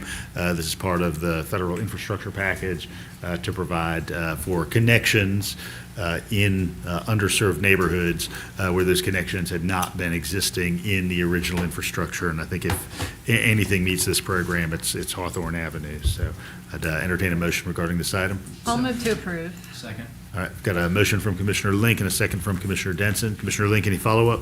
Yeah, I'm thrilled to see that Hawthorne Avenue is getting some attention. I know that there was a TSPLOST proposal that didn't make it through the process, so I'm glad to see that we are pursuing some funding to get some proper planning to this corridor. As we all know, planning is the first step towards actually implementing necessary changes, and Hawthorne certainly needs some of those changes. A lot of people live on Hawthorne. We've got a park, a YMCA, we've got churches, lots of businesses. It's a major, major connecting corridor, and there's a lot of accidents on it, and it's really, really scary to navigate by foot and bike. So this is absolutely necessary, and I look forward to seeing it play out. Commissioner Denson? Yeah, thank you, Mayor. And yeah, completely agree. I mean, here in the agenda item, it spells it out that on Hawthorne, along that corridor between Prince Avenue and then going down to Baxter where it changes on to Alps, that there were 1,272 crashes along that stretch of road between 2013 and 2021. And as I told this whole body, just I guess a little over a week ago, driving this corridor, the car in front of me struck an elderly gentleman trying to cross the road in a walker. Thankfully, our police and fire department and EMS all responded very quickly to help the gentleman, and I hear that he's recovering. But I also appreciate staff working diligently after I reached out about this, and of course after our emergency services, talked about it, for them to take action and look into ways that we could have a pedestrian crosswalk there to try to ensure that people are able to cross this road. In the meantime, either way, if we get this grant or not, in a safe manner. But hopefully we do get this grant. I think it's much needed, and specifically the way this spells it out about how the grant talks about going back to even the zoning, but how not only did zoning in a way was done in a way that was intentionally racist, but a lot of times our transportation networks were done with interstates and highways intentionally created in lower income neighborhoods and incomes of black and brown people. That's one of the things that we saw here, actually dissecting neighborhoods where they can actually get around. So I'm glad to see that we're trying to take an equitable step, and that the federal government's taking an equitable step by offering this money to try to remedy that. Thanks, Commissioner. All right, all in favor, please say aye. Aye. Any opposed? All right, motion carries. All right, item 18 is under new business, so I need a motion for suspension of rules. Do I hear- Second. All right, I've got a motion from Commissioner Hamby, second from Commissioner Thornton for suspension of rules. All in favor, please say aye. Aye. Any opposed? All right, and this is acquisition of a few dozen acres of property at 200 and 280 Olympic Drive by the Unified Government. Manager Williams, since this is new business, could you just briefly describe this purchase's purpose? Yes, thank you. This is to purchase approximately 80 acres on Olympic Drive, and for some time, I was going to share, and the agenda item has this information, that there's several facilities that were constructed, 45 to 50 years ago, 40 to 50 years ago, including our water and sewer maintenance facility and our meter maintenance facility that are located at Beacham. And the water and sewer was built for 28 employees, and there are 54 in there now, plus being 40 years old. The meter maintenance was built for 10, and there's 18 in there now. And so there was a need to do that. As a matter of fact, when the commission acquired the North Athens School, the plan was to move those facilities to the front where the homeless camp is now. But I know there's other potential uses for the property. So in that, then PUD started looking for another piece of property to build, to be able to build for the future.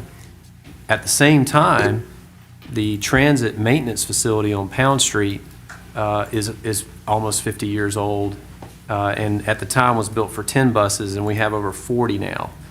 So we've got some growing pains, some older facilities, and I know the commission is also interested in, perhaps returning Pound Street if we're able to find another location back to the tax rolls, to have it, for the future development.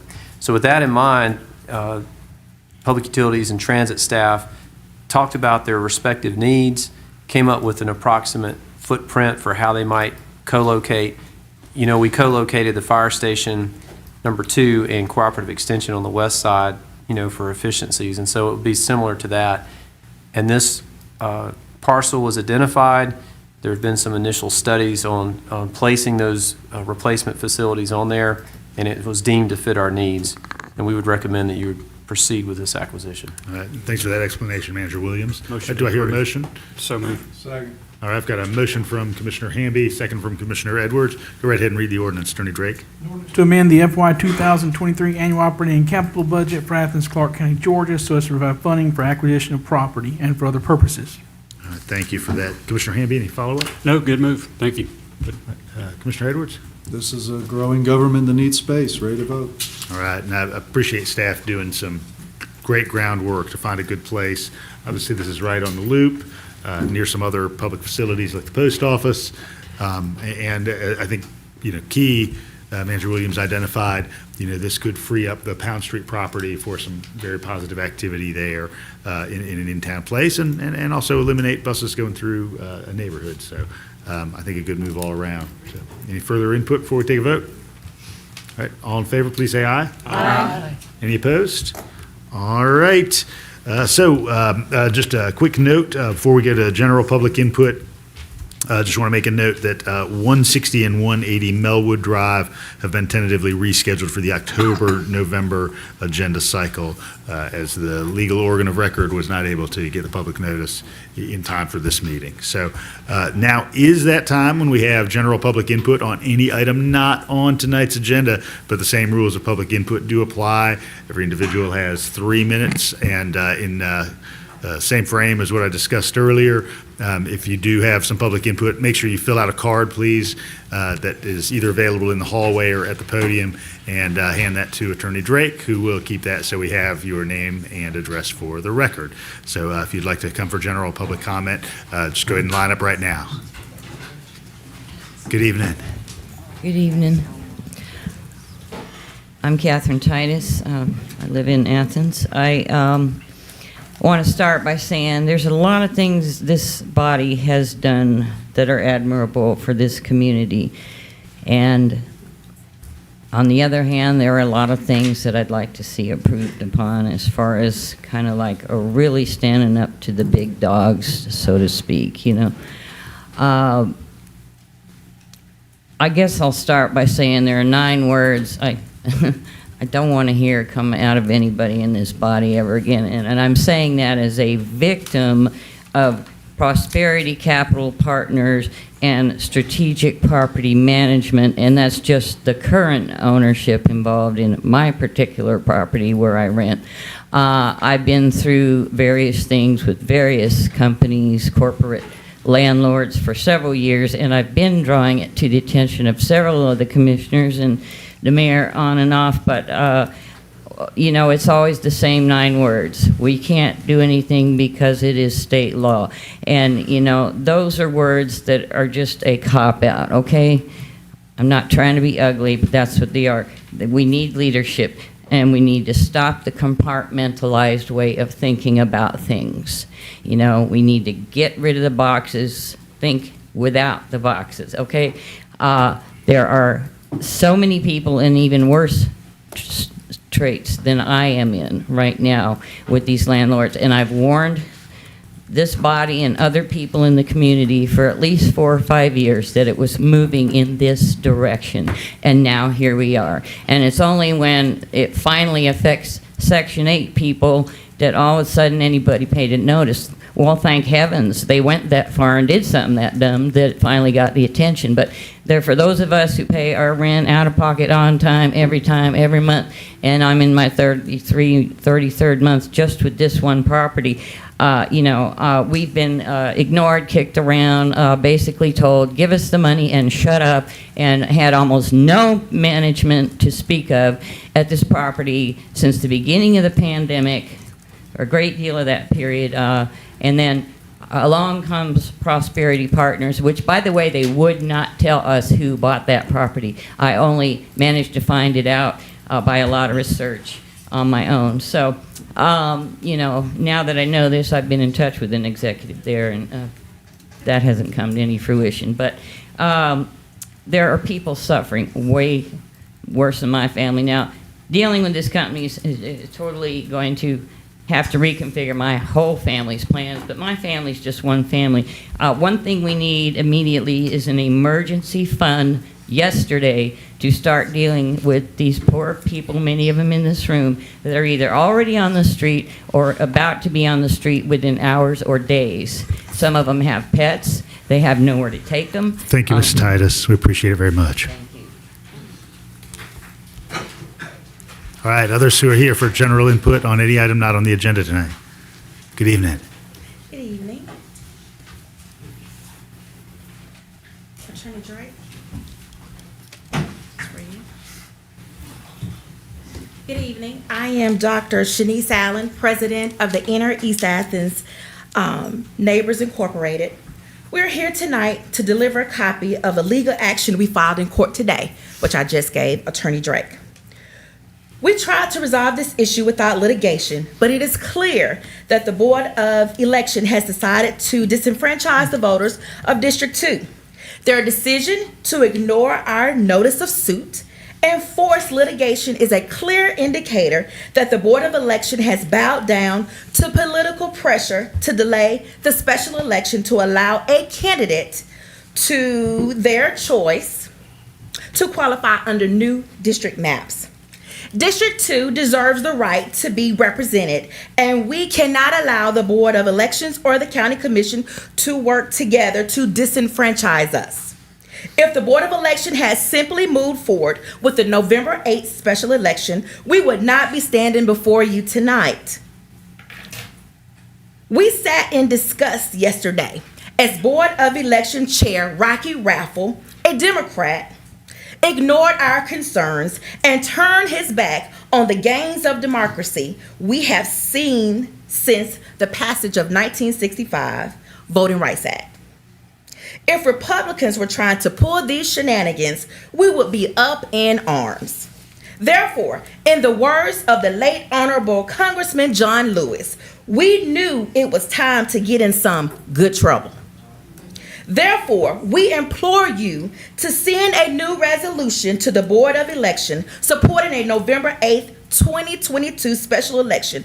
If not, our next stop will be to the governor's mansion, where we asked him to appoint a District 2 commissioner to replace Mariah Parker. If he appoints a Republican, we will live with that. But we will not live being unrepresented. In the words of my sorority sister, Fannie Lou Hamer, sometimes it seemed like to tell the truth today is to run the risk of being killed. But if I fall, I'll fall 5 feet 4 inches forward in the fight for freedom. I am not backing off. All right. Thank you, Dr. Allen. Thank you. All right. Anyone else like to speak to any item not on the agenda tonight?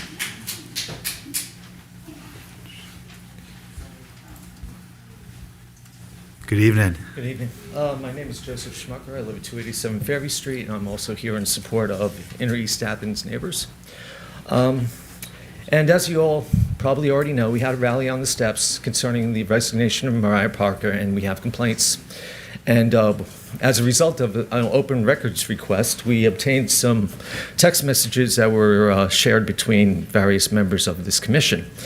And in this particular instance, on Wednesday, September 7th, there was an interaction between Mariah and Jesse Houle and Mariah Parker, and the text starts off saying this.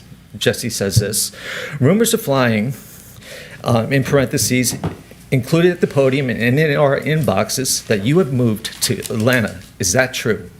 Mariah responds, I've been staying off of Jefferson River Road since the start of August, waiting my lease with Jesus to start in December. But given that it has fallen through, we're probably going to relocate to Atlanta by November.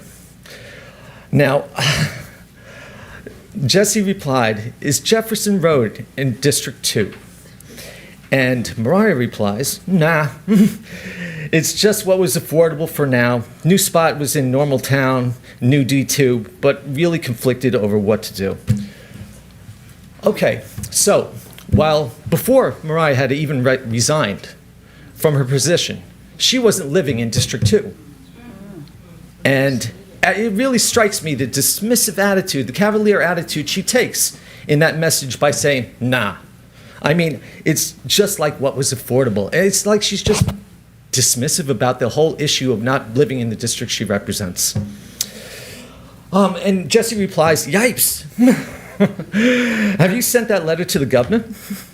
And Mariah comes back, "I did. Kelly called and kind of talked me through the play today. It made sense." Okay. That's juicy. I got to admit, because it seems like there's been a bit of pre-planning as to what was going to be happening with our district without our knowledge. All right? So I feel like that the whole reason that this vote is getting pushed off is because we want to hold that seat for Melissa Link, it's going to be illustrated shortly. Okay, where was I? Okay, so I just mentioned that, "Have you sent the letter to the governor?" is what Jesse replied, and she said, "I did. Kelly called me and kind of talked me through the play today. It made sense." And then Jesse questioned the play, as in like how to go about it. And she replied, "Yeah, strategy with the election in March and the map problems, etc." Appreciate your time. All right. Thank you, Mr. Schmucker.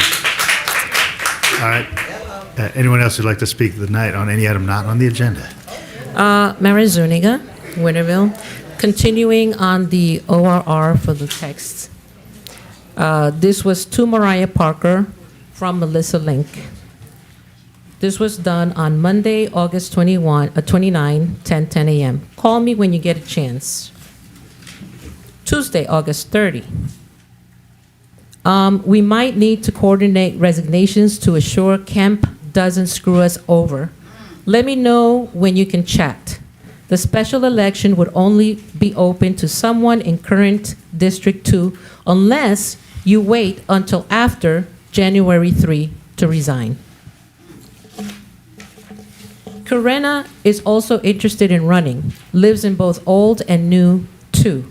Worth thinking about as well. Thank you. Thank you, Ms. Zuniga. All right. Anyone else here to speak to any item not on the agenda tonight? Yes, we have a few other text messages to make sure that are in public record. This exchange is between Commissioner Link and Commissioner Houle. And this exchange, plus what Commissioner Link has put on her Facebook page with regard to postponing the resignation, leads itself to potential possible collusion and conspiring to make things happen a certain way, i.e. a March election. So let me just start off. This is during the time frame of August 29th through August 30th, when it was supposedly going to be new D2 district, and Commissioner Link was going to run like that and resign, but then realized that she couldn't, and so everybody wanted a March election. So, by the way, this is Jesse, Commissioner Houle, I'm sorry. By the way, has Mariah Parker actually filled out the formal paperwork for resignation with the state governor? I just saw that email. Kim could really screw us up here by refusing to accept her resignation, then refusing mine before qualifying. Mariah and I are going to have to coordinate. Judd hasn't gotten back to me. Well, because she probably had questions. Well, if Kemp delays acceptance of Mariah's, then this is Jesse talking. Then that'll delay the election, which would save you from having to resign to run. In other words, you would run in March. I just spoke to Tiffany briefly. Probably a very good idea to keep her in the loop, as this may well mean there's a vacancy for her seat that she should be aware of and plan to do and do well to plan for, meaning that she could take Melissa's seat in District 3 early before January 1. And then Link replies, I can't run for my current D3 seat. She's not in the district. and then Commissioner Cool, if you resign, the D3 vacancy will be according to the new D3. Same as you're even able to consider the D2 run. This whole thing is a real mess. I empathize with Mariah's struggles, but feeling very frustrated. More planning, or at least finding, should have been done before resignation was announced. And then obviously this is the time frame when she learned she can't do this. I'm thinking I can't run for D2. The special election would only be open to someone in current D2 unless Mariah waits until after January 3rd to resign. No one is returning my phone calls. Now Mariah says Karina might run for it. She's an old and new. Now this occurred when Commissioner Parker realized that it was known by the public that she had moved, and in which case she immediately put in her resignation on September 7th, the evening of 6:15 to the BOE. And then Jesse goes on, it doesn't surprise me that she is interested, I imagine, blah, blah, blah. I talked to Mariah. They haven't filled out the resignation with the governor yet. I encourage them to hold off on doing so until everyone, staff and intern, the press and the community, have a clear understanding of the timing of elections and qualifying. Thank you, Blah, blah, Susan. blah. Appreciate it. There's more. That's it. Yep. There's a lot more. Thanks. All right. Anyone else who'd like to speak on any item not on the agenda?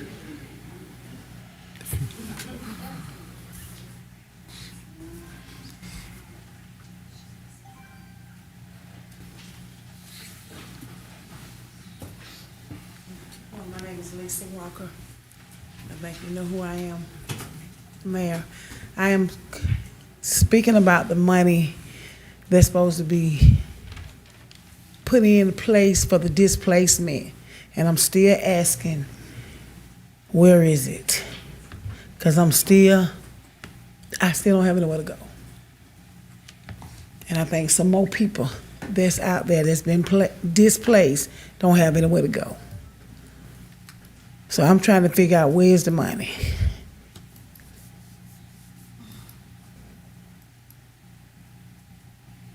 I don't know why you're looking at me like that. Ma'am, this is just for one-way input, but if you'd like to engage with staff, we can set up an appointment. You're just looking at me like, I'm just asking. Because I thought by now it would have been, released.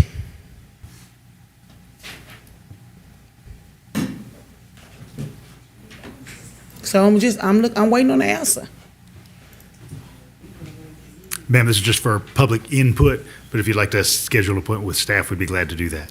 Okay, you don't have an answer. I mean, because I think the public should know about it.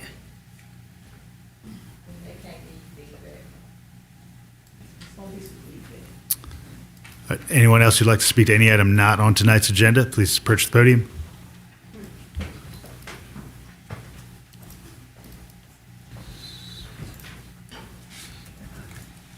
Steve DeShield, 957 MLK. I'm glad to see we've had such a hard time. I thought Brian did that purposely because we're not farming.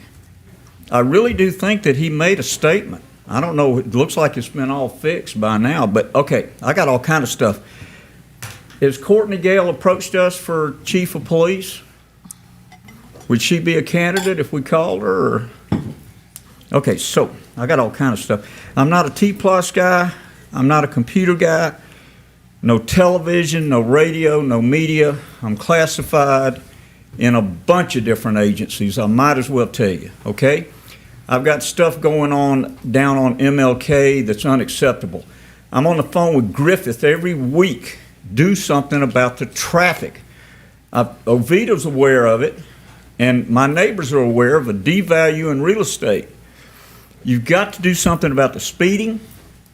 I told Griffith, I do not want to be the one that initiates carbon emission tests in Clarke County to stop these loud mufflers.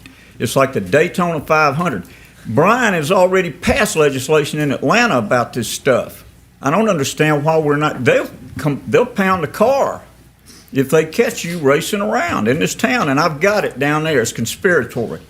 It's the Daytona 500. I call them the foot pedal Panthers because you don't You get points for playing football. You don't get points for stepping on an accelerator and making a bunch of noise. It's a devalue in real estate. MLK inside the loop has got some kind of a computer directional problem. I see tags from Florida all day long. Griffith says that's got to be corrected. He mentioned a roundabout at College and MLK sideline. I was working for Stone Mountain. I ran the greenhouses during high school. And that bridge, the College Avenue Bridge, went to Stone Mountain in '65. They have named it the King Bridge, right? I don't think it had anything to do with Charles. So, I know Charles. Charles is an Edenite, just like me. Okay, so, we've got to make that area down there a park. We've got a greenway. You want to increase the value in real estate going all the way up the hill to the Piggly Wiggly, you've got to make it a park. Close the road. Close MLK at the plantation. Or were you fixing to do, why are we replacing the North Avenue Bridge? And what are you going to do about that trestle? I don't think you can replace the North Avenue Bridge. Okay, so stop MLK at North Avenue. Make a turnaround there or something, but you'll still have access to Strickland, Conrad. You've got to do something about the traffic on MLK. It's turning into an expressway, and we got baby strollers, bicyclists. We've got a park. Thank you, Mr. We want a Shield. park. Appreciate it. Thank you. Oh, God, I got all kind of stuff. Can I sign up again? So, next month. If anyone else would like to speak to any item not on the agenda, now is that time.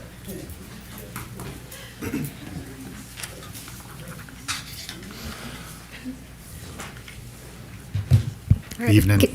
Good afternoon, everyone. My name is Zena. I'm a third-year student at UGA. I really don't want to take up too much time. I'm mostly here to support all those that have spoken about the housing crisis here in Athens, and most importantly, the complete lack of responsibility and actions that are taken by our elected officials. I've only been living here for 3 years now, but by my first year, I was able to see the clear disparity the council exasperates. Yesterday on campus, I attended a temporary Linentown mosaic ceremony and watched as multiple people teared up while reading the names of the residents that were pushed out by the university as the city watched complicitly. Over the last few months, I attended tenant meetings every Monday and listened to so many long-term Athens residents fall to tears over having to live in mold-infected homes and still be upcharged. I've fallen to tears myself hearing stories of residents that have raised children here, talk about eviction notices, talk about having nowhere else to go. In truth, as a student, I can't help but feel some responsibility for this. I'm here to remind council that they do not serve the University of Georgia. UGA is not Athens. It's an institution that serves itself. It's accepting more and more students without a plan for increased density because it's an institution that works for its profit. Why is the city prioritizing serving UGA over generational residents? In less than 2 years, I'll graduate, and I'm planning on staying in Athens and being a long-term resident. In 2 years, this problem will only get worse. This is a housing crisis that should have been addressed in Linentown, yet here we are again, continuing the pattern of oppression and gentrification. Thank you. Thank you. Anyone who is interested in speaking on any item not on tonight's agenda, now is that time. I wasn't going to speak, but I'm a little angry and pissed off about some things I heard. First of all, thank you for the rainbow crosswalks. That's what I came here to say. And just so the public knows, that was money designated for art projects from TSPLOST, voted on and approved by the people. This was not taking money that should be used to fight homelessness, crime, etc. in Athens-Clarke County. Just wanted to clarify that. I'm part of what will eventually become the new District 2, and I'm currently a part of the old District 3. And what I can say, my friends, is old and new can agree that what is happening here is wrong. And I stand with my friends and neighbors in East Athens who are seeking representation and accountability immediately because it is the right thing to do. Our elections are not the coronation of a leader. They are instead the opportunity for people to have their voices heard and to often change course. Let me make one thing clear. Regardless of the outcomes and efforts of the amazing folks in this room like Dr. Allen and the Inner East Athens neighbors, both communities are tired of you playing politics with our lives and with our votes. Republicans do this in public. Many of you do it in private, and I find that to be even worse. To Commissioner Link and to anyone involved in the conversations we heard about tonight, do not waste your time or your money on re-election for this body. Thank you. Anyone else here to speak to any item not on the agenda? Now is that time.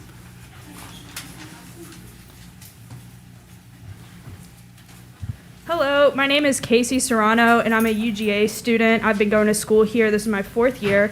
And since 2020 really started, I've been really involved in serving both underhoused and unhoused communities here in Athens.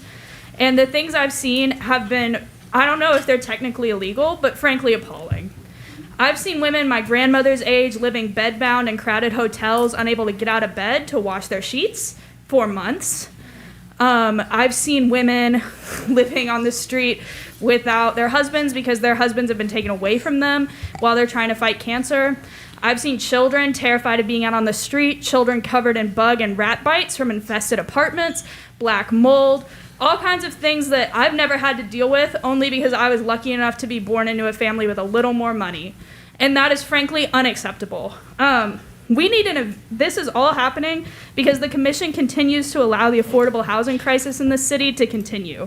We need an eviction moratorium yesterday. We needed rent control yesterday. We needed a ban on the type of income discrimination yesterday. And we need adequate social services for the people affected by this negligence 2 days ago. It's time for the commission to step up and take care of all Athenians, because right now people are suffering and frankly dying of neglect. Tim tweeted on 9/28 that late-stage capitalism is a man being repeatedly, or Commissioner Denson tweeted, late-stage capitalism is a man being repeatedly punched in the face by the invisible hand as he states over and over again, you have to trust the system. All I have heard from this commission is that we need to trust the system, we need to wait, Advantage, the ARC, Family Promise, whoever will distribute these funds, everything will be fine. But we have to stop because it's not working. We need to stop wasting time waiting on nonprofits to disperse funds and prosperity capital partners to grow some sort of moral consciousness, and we need to try something new. Athens has a chance to really take a stand and be one of the first cities in this state to really make sure that we're taking care of everybody. So let's do it. Let's put a ban on evictions for 60 days, if not forever. Let's get some rent control going. I know it's not allowed by the state government. Let's try it anyways. There's no point in continuing to wait and let people die for the law. The law in America has never been on the side of black people, of brown people, of poor people, of indigenous people, of queer people, of disabled people, and we cannot let that define our morality. Thank you. Thank you, Casey. All right. Anyone else here to speak to any item not on the agenda? Hi, my name is Emma Marzullo. I live at 385 River Road. I'm here to talk about the displacement of residents in Lexington Place, Highland Park, Hidden Pines, and Rosemary Place, as well as others. I'm just here to urge you and to echo some of the sentiments in the room around eviction moratoriums, rent control, a local ordinance, and income anti-discrimination ordinances. The mayor and commission says there's not a lot that they can do, but the truth is that good political values are often rooted in taking risks. So I would urge you all to take a risk.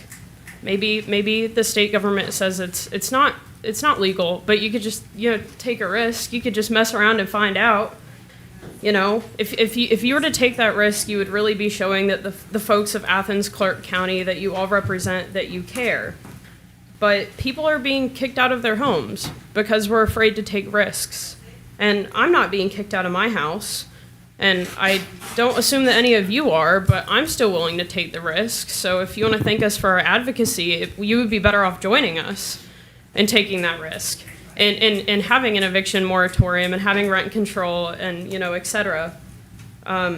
And when we talk about people being kicked out of their homes, we're talking about people being kicked out of their homes in a city that historically just like brutalizes unhoused people and treats them like they're subhuman. So I just beg you to do something. I beg you to do something. I beg you to take a risk. And I just cannot stress that enough. If Athens-Clarke County wants to be this beacon of good politics that takes care of their people, then this is the time to stand up and show Athens-Clarke County that you are going to do that for us. That you are going to do that for some of the people in this room. Please, just do your job. Represent people. Take care of them. That's why you're here. Please. Thank you. Thank you, Emma. All right. Anyone else who's here to speak to any item not on the agenda? Good evening. Hi, my name is Vijay Murthy. I'm a third-year student at UGA, and I'm once again going to echo the sentiments of Casey, Emma, and many different tenants that are here today to issue these demands about rent control, eviction moratorium, social services for those who are not adequately housed, and an ordinance about income discrimination. I'd also like to point out that there is legal precedent for an eviction moratorium in Georgia. There was one issued in DeKalb County last year after the expiration of the national eviction moratorium. And therefore, it's frankly inexcusable that the council and the local magistrate court has not taken action on this. This should have happened yesterday. This should have happened back in July when the story first broke about Prosperity Capital Partners. And like others have pointed out, the local government needs to take risks. It's only by taking risks, by openly defying the state government, that the city of Atlanta was able to have a mask mandate during the COVID pandemic, which saved who knows how many lives. It was only through defiance of these state laws, defiance of these things, that so many different changes were able to be passed. Those of us organizing on the ground, I haven't been nearly as involved as, say, Casey and Emma, but I've gotten involved in the past few months. I've seen the work they're doing. It's amazing, and I wish to continue as part of it. If the city council wants to support this work, which I genuinely believe that many of you do, you need to take bolder steps to protect the people of this community. Because fear of taking bolder steps is putting people on the streets, and in many cases, it's killing folks. Thank you. Thank you, Vijay. Anyone else would like to speak to any item not on the agenda? Now's that time.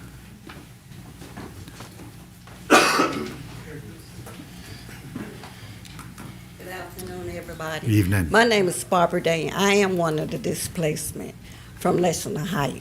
I am one that was actually thrown out of my apartment for 22 years. I am the one that they sent 30 days notice to get out.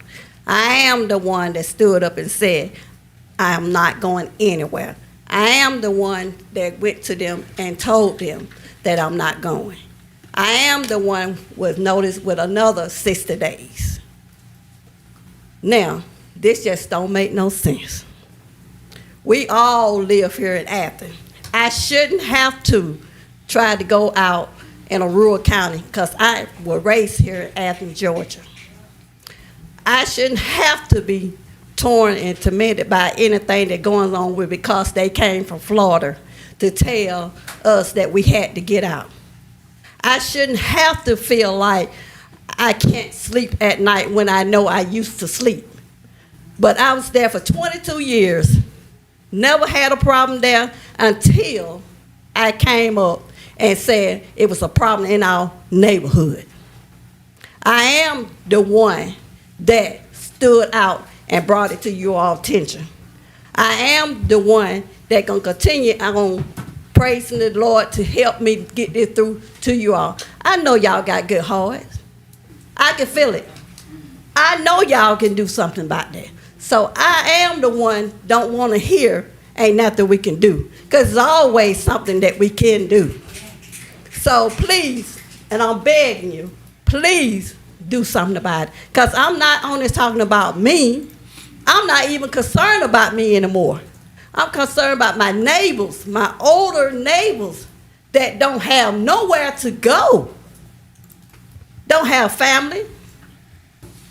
I want some help. And I am going to get some help from somebody. I feel it, I see it, and I know it. So please, please, I'm begging, get some affordable houses. Get somewhere. Because I am so tired of getting in the car, riding to the store, finding families, single mamas, walking in the street with their kids. This Athens didn't used to be like this. I used to tell people this is the best town to live in.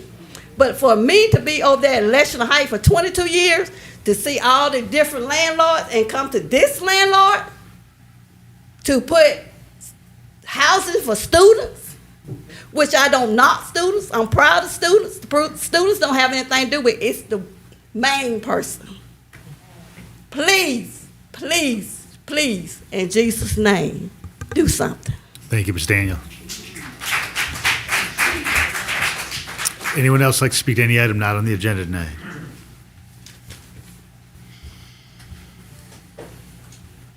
Hi, my name is Brian. I live at 199 Winterberry Lane. I'm here today because I'm trying to fight against slumlords by using all means available, and one part of that includes working with and putting pressure on the local government. I have been told that the ACC, mayor, and commission can't do anything about the current housing crisis, but I don't think that's true.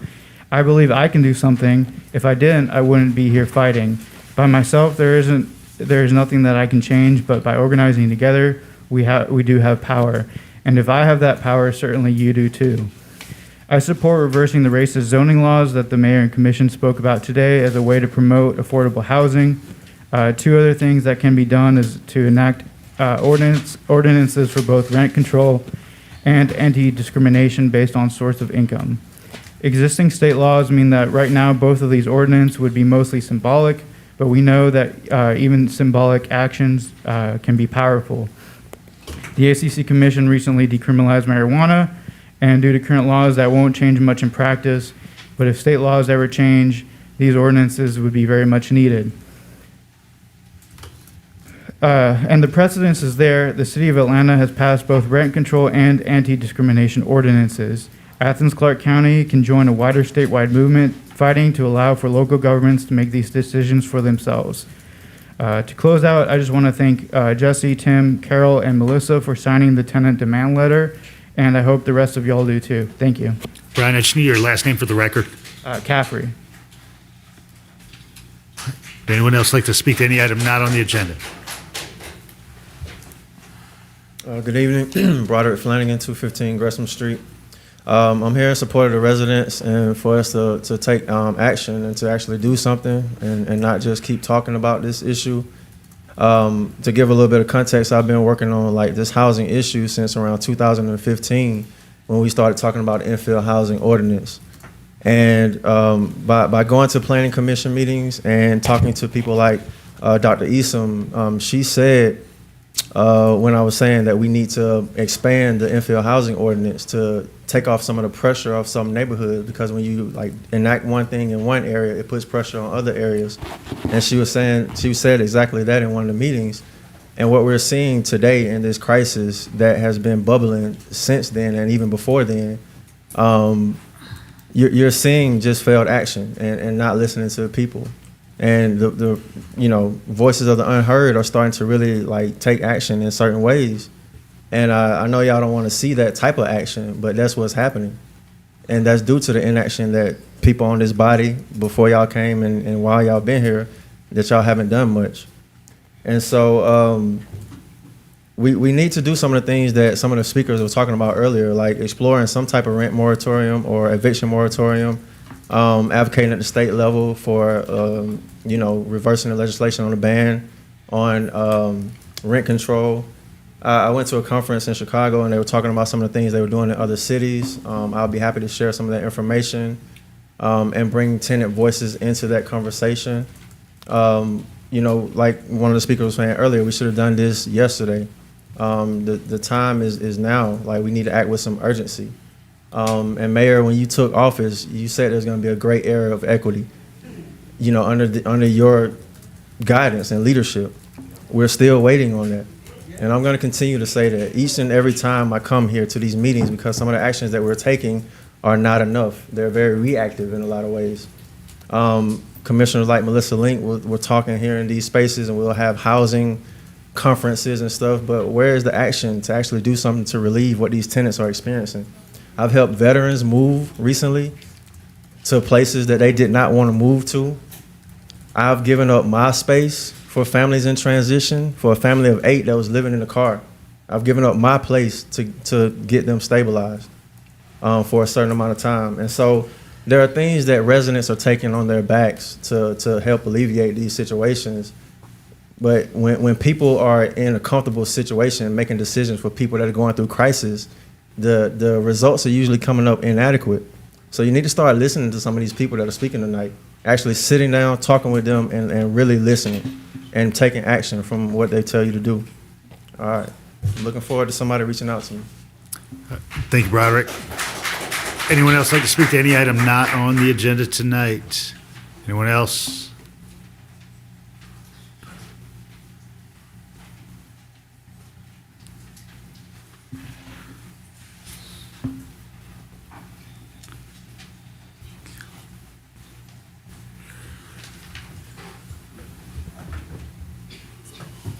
Hi, my name is Karina Gallagher. I live at 325 Gray Street. And I wanted to echo something a few people said, which was take a risk. And I just feel like if the school district can take a risk at challenging legislators and legislation around critical race theory, surely the commission can get on board with challenging the state on anything housing related. I do have a request of all of you, because I learned yesterday that the mayor and commission has power and authority over deciding how site selection actually works. The current way that is working, I think, at least for youth development, and that the process, I think because the land trust has already been chosen as the fiscal agent, the site selection process, not including the people who are on the list of places to be selected, does a disservice to the project overall. So, example, if everyone who completes that survey says that the health department is the best place for it to be, does that mean that we then have to figure out where the health department is going, or are we just going to come back and tell everybody in the community that site isn't going to happen, so we're going to put this project off longer? Kind of the same thing with the school district property over at West Broad. If the school district is not included in the process in communication beforehand, that puts Athens Land Trust in the position to be further mistrusted because they are the fiscal agent. So if y'all will adjust that process so that everyone is included before you come up with sites to be selected, I think it would be more beneficial to everyone, including the people that you're asking to participate in selecting a site. A few low-hanging fruit, maybe with some ARPA funds. Portable sinks were a thing at the beginning of the pandemic for unhoused people in our community. Where do they wash their hands? Because we got a lot of food going out, but no portable sinks, no expectation for unhoused people to have clean hands. That's just the message that I'm getting. Land use update, I heard somebody say that earlier. I mentioned to Blaine earlier, GIS mapping of community resources, so that we have a better idea of where all of our community resources really are, and then where the gaps are, so that when y'all are making decisions, or when you're asking the community to make a decision about something, we know where the resources already are. Work with Athens Housing Authority on reopening child care facilities, put some ARPA money into it and making sure that they're up to code so we can get people with child care. Thank you, Karina. Does anyone else like to speak to any item not on the agenda tonight? All right. Thank you all. I appreciate that very much. Just want to see if there are any items from the manager this evening. Anything from the attorney? No, Mr. Mayor. All right. Thank you both. Just one quick note before we move to input from commissioners. The audit office relaunch meetings are scheduled for October 6th from 2 to 3 p.m. and October 11th from 3 to 4 p.m. Both those will be downstairs in room 103. We may need one or two additional meetings after that, but those are the first couple. I'm going to go ahead and begin with Commissioner Davenport. We'll end with Commissioner Hamby. So a lot to take in tonight. First of all, I want to apologize to the residents of East Hampton who were not able to come and speak today to express their concerns against the rezone tonight. But I do want to thank them for working with the developer and communicating their concerns. And I think I know there are some residents in that neighborhood who does like the project, and there's some who abuts the project who don't like it, but I think this is a healthy compromise. What we voted on tonight is a healthy compromise, and I just want to say to the great resident of District 1, I hear you, and I'm doing the best I can to make sure that everyone sees some form of equity and some new growth in the East Athens area. But also, this Saturday, John Q, our sheriff, is hosting a Faith in Blue at Billis Grove Baptist Church from 1, and that's 5720 Lexington Road, and that's from 9 a.m. to 1 p.m. And I want to congratulate Brad on his new lease in life, and just a little fun note. Hearing Tim Denson sing falsetto at Porch Fest is a treat. So if you get to hear him sing again, just make sure he sings falsetto. So that's all I have. Thanks, Commissioner. Yeah, I want to thank the folks who came out tonight, particularly to speak about affordable housing. As many pointed out, our hands are tied by state laws. And I would like to invite some of these folks to join me in gathering in protest in front of Houston Gaines and Bill Cowsert's homes and beg our state legislatures to give local governments the power to help people in our own communities, to implement things like rent control. And I'd also like them to join me in marching on President Moorhead's house, because the elephant in the room, as at least one UGA student pointed out, is the fact that UGA is consistently increasing enrollment and is not keeping up by building new dorms. They've increased student enrollment by 6,000 students in 10 years and only built about 500 new dorm rooms.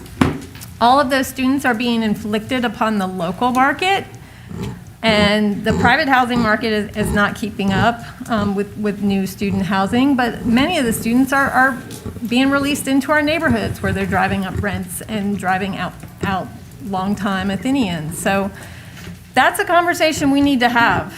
And UGA has hundreds and hundreds of undeveloped and underdeveloped acres, and they don't have to go through the hoops of our planning and zoning ordinances. They can build whatever they want on their own property by right. I just also wanted to make sure that it's clear that the University of Georgia has codes of conduct that many of the students may not want to be in after their first year here, similar to ordinances that we've passed in our community for our police department. They're not enforced and don't have to be by UGA police. But that's not in our lane there, and our partnerships that we're trying to do to move forward are not helped by some of that, with all due respect, Commissioner Link. I do want to thank everybody who's been involved with the beautiful rainbow crosswalk that turned into a rainbow intersection. It's amazing to see. It's amazing for it to be coming about after 3 years of that seed being planted. So I want to thank everybody for that, because it does look great. And to invite everybody, next Tuesday at 11 o'clock is the dedication of the Rainbow Crosswalk, and we want the community to come and celebrate that moment. I also wanted to point out, in our presence, we have this year's recipient of the Local Government Administrator of the Year, Clerk Jean Spratlin. Again. It is presented, in presenting the award, Burke Walker explained that this award, created in 1994, recognizes exemplary service to a local government within the Northeast Georgia region. Jean Spratlin is noted for her service to a local government for 48 years, with 38 of those years as a city and county clerk. She has served 10 mayors and many council members, and that was before unification, and then there would be many county commissioners as well, dating from 1974. During her tenure, she also transitioned from the City of Athens to the Unified Government of Athens-Clarke County in the clerk position. Mayor Kelly Gertz formally presented the Northeast Georgia Regional Commission's award plaque to Ms. Spratlin during a meeting, and I just wanted to make sure that we didn't miss the chance to congratulate her, and I do believe it's a well-earned honor, as we all know, when working with her. And it's surprising she hasn't started drinking yet. And she's still teetotal. Oh, shucks. Commissioner Denson, can you encourage her? I'm sure. We got some good breweries. I also I appreciate Commissioner Davenport and Commissioner Myers coming out to watch myself and my musical and work comrade Commissioner Houle for performing at Porch Fest. Porch Fest was pretty amazing. So I know a lot of y'all got to go out to it and enjoy it. It was really exciting to see the newly aligned, temporarily at least, Prince Avenue being utilized so well during it. So just a few things. I will be having an affordable housing town hall on October 26th at 6 p.m. at the ACC Library to go over a lot of the different policies and stuff that are being looked at and some of the talks that's going on, and also hear folks out about a lot of the issues that we heard tonight, and to try to just bring the community into some of the problem solving that we need to have around this issue, and to better show what is already happening, and so people can be aware of that and engage with that too. And then on the back of the housing issues, that we heard a lot of things that definitely need to happen. The housing income discrimination ordinance, the ability to do rent controls and stuff like that. I want us to include some of that stuff into our legislative asks, and going over the work session, I don't see that we have our state legislators coming before us like we normally do, and I don't think we had that last year either, so I do have inquiry if we're going to attempt that, because I know we're running out of work sessions. So I guess I really hope, I know we can't do it this month probably in that short notice, but I'd love to November if we at least invite our state legislators to be here like they normally do, so that we can actually put our legislative priorities in front of them and ask, like we're hearing from this community so thoroughly, because I definitely want to have that housing discrimination ordinance be at the top of the list, so that we don't have veterans who fought for this country with veterans housing vouchers being evicted from their homes because nobody takes those vouchers in Athens-Clarke County anymore, and that's what's happening. And then lastly, I'll just say, I hear the folks with the concerns around the election. A lot of those text messages, if not all those text messages, as I just heard from the first time, and I definitely agree, they sound pretty bad. So I understand the distrust, and I think we need to do whatever we can as a community to make sure that we're building up that trust with this body, but also with our Board of Elections to ensure that we're moving forth in good faith and be as transparent as we can about these processes. That's all I have. Thank you, Mayor. I'd like to reiterate a desire for us to act on the firefighter union's request. and ideally with a resolution or pair of resolutions that would look at organized labor generally. So I'm working on a resolution about that now, and I'd like to invite my colleagues to collaborate on that, or if the mayor would like to assign that to a future work session or agenda, we can go that route too. Quietly tonight, many may not have noticed, our local state of emergency is expiring.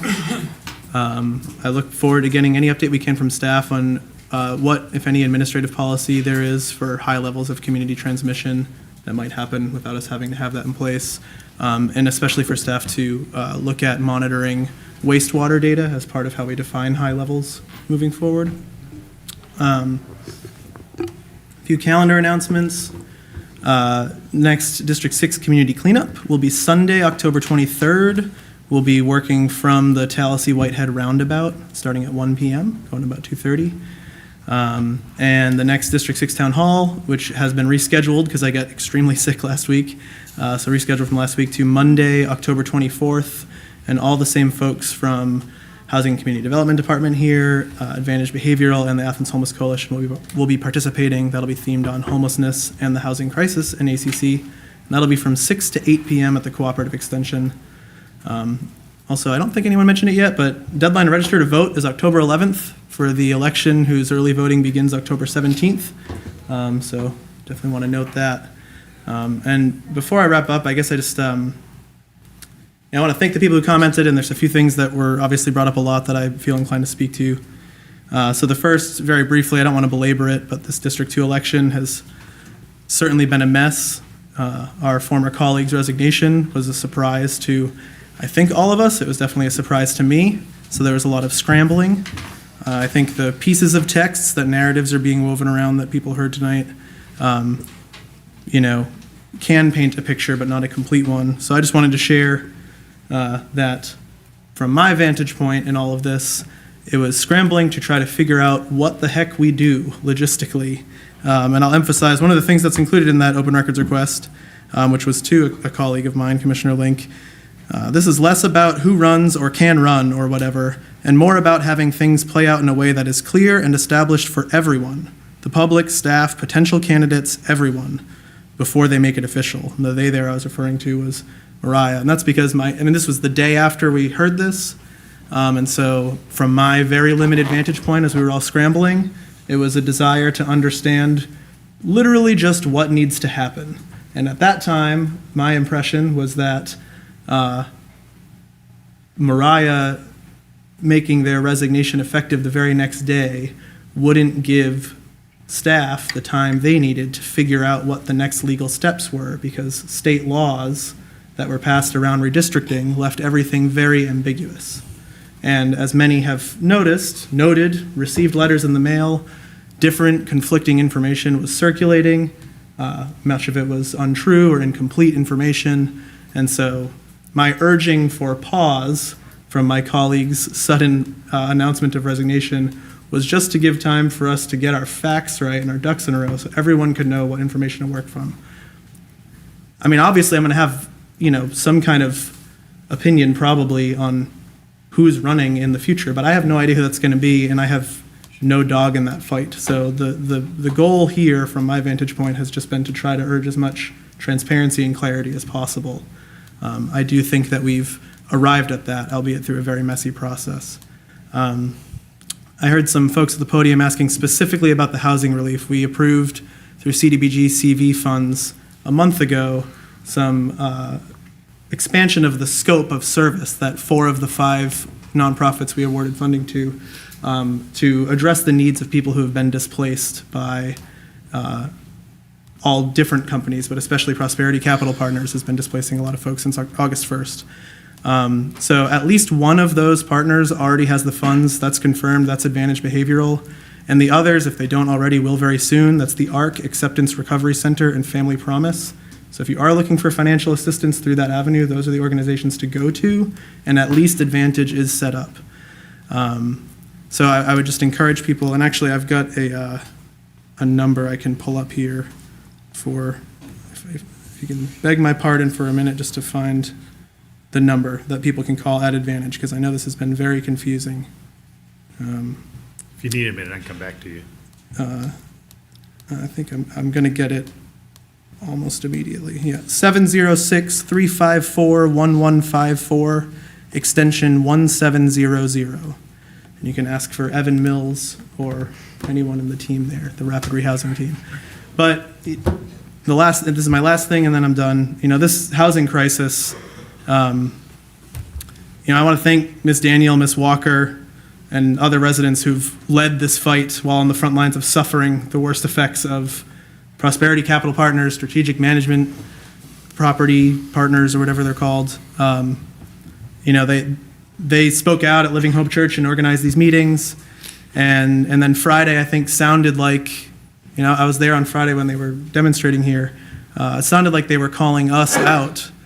But I think really they're calling us as the mayor and commission, as the unified government, in. They're asking us to stand with them and to help in whatever way we can, however minimally. I mean, these are folks who have been playing by all the rules, paying their rent, and then forced out of their homes. We can call it what we want and say they haven't been evicted, but when you double someone's rent overnight, when you take away their method of payment very suddenly, that's what that is.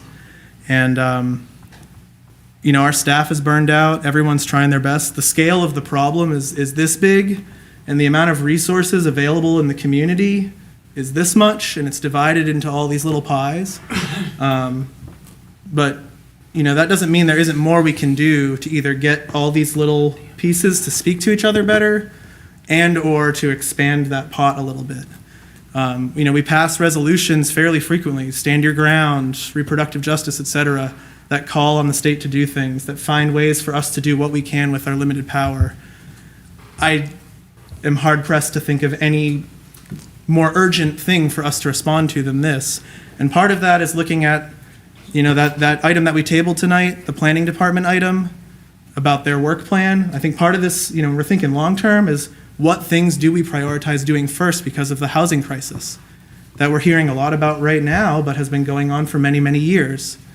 But part of that also, I think, is things that we can do that hopefully don't add to the unsustainable burden of staff, but do elevate the need of these people in our community to the state legislature, to the media. I don't think we're doing anybody any favors by pretending like there's an antagonism between us and the people we represent. Over half of Athens-Clarke County is renters. The rent is way too damn high. It has been for years. It has skyrocketed in recent years, regardless of this outside investment phenomenon. And I really hope that we will take it upon ourselves to respond with solidarity instead of silence. Thank you.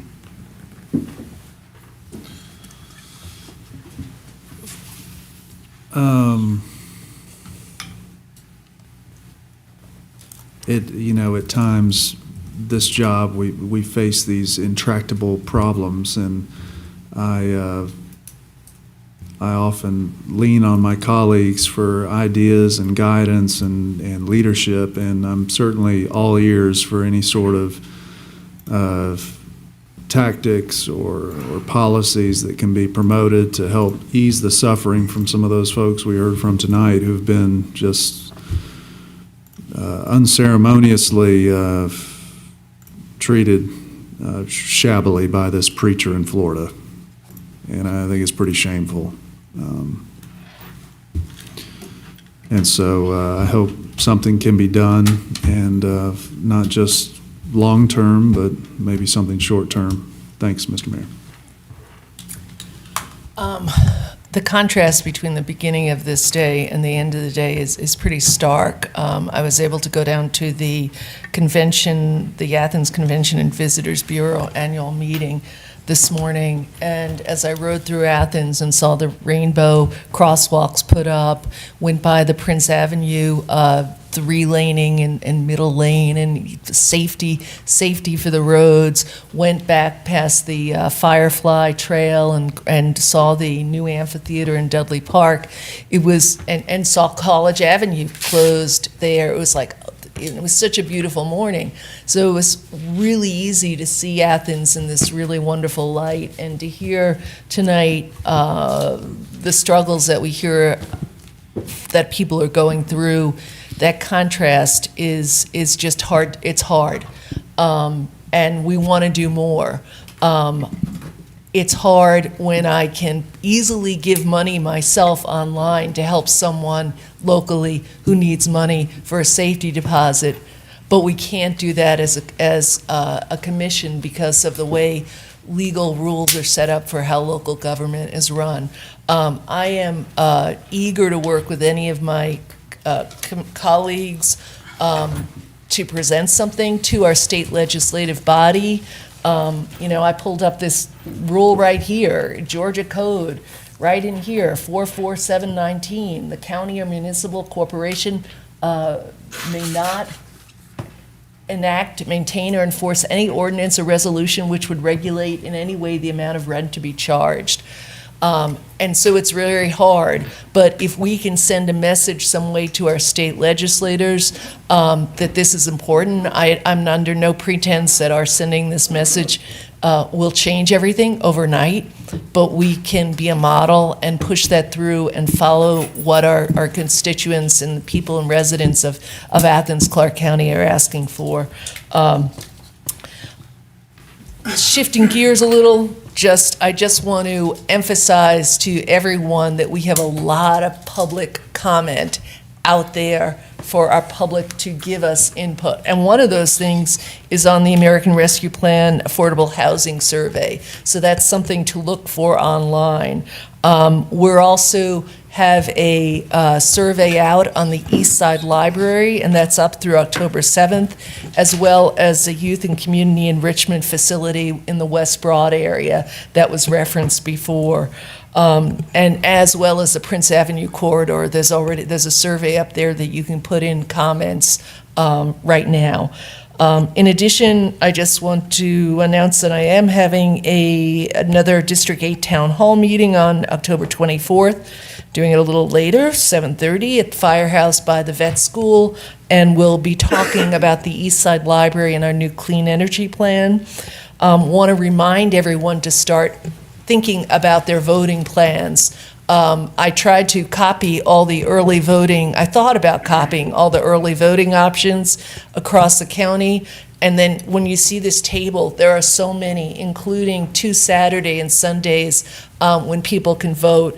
And included in that will be the homestead exemption, voting for the increase of the $25,000 homestead exemption.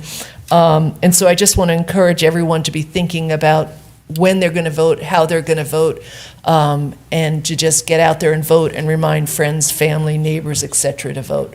So, thank you.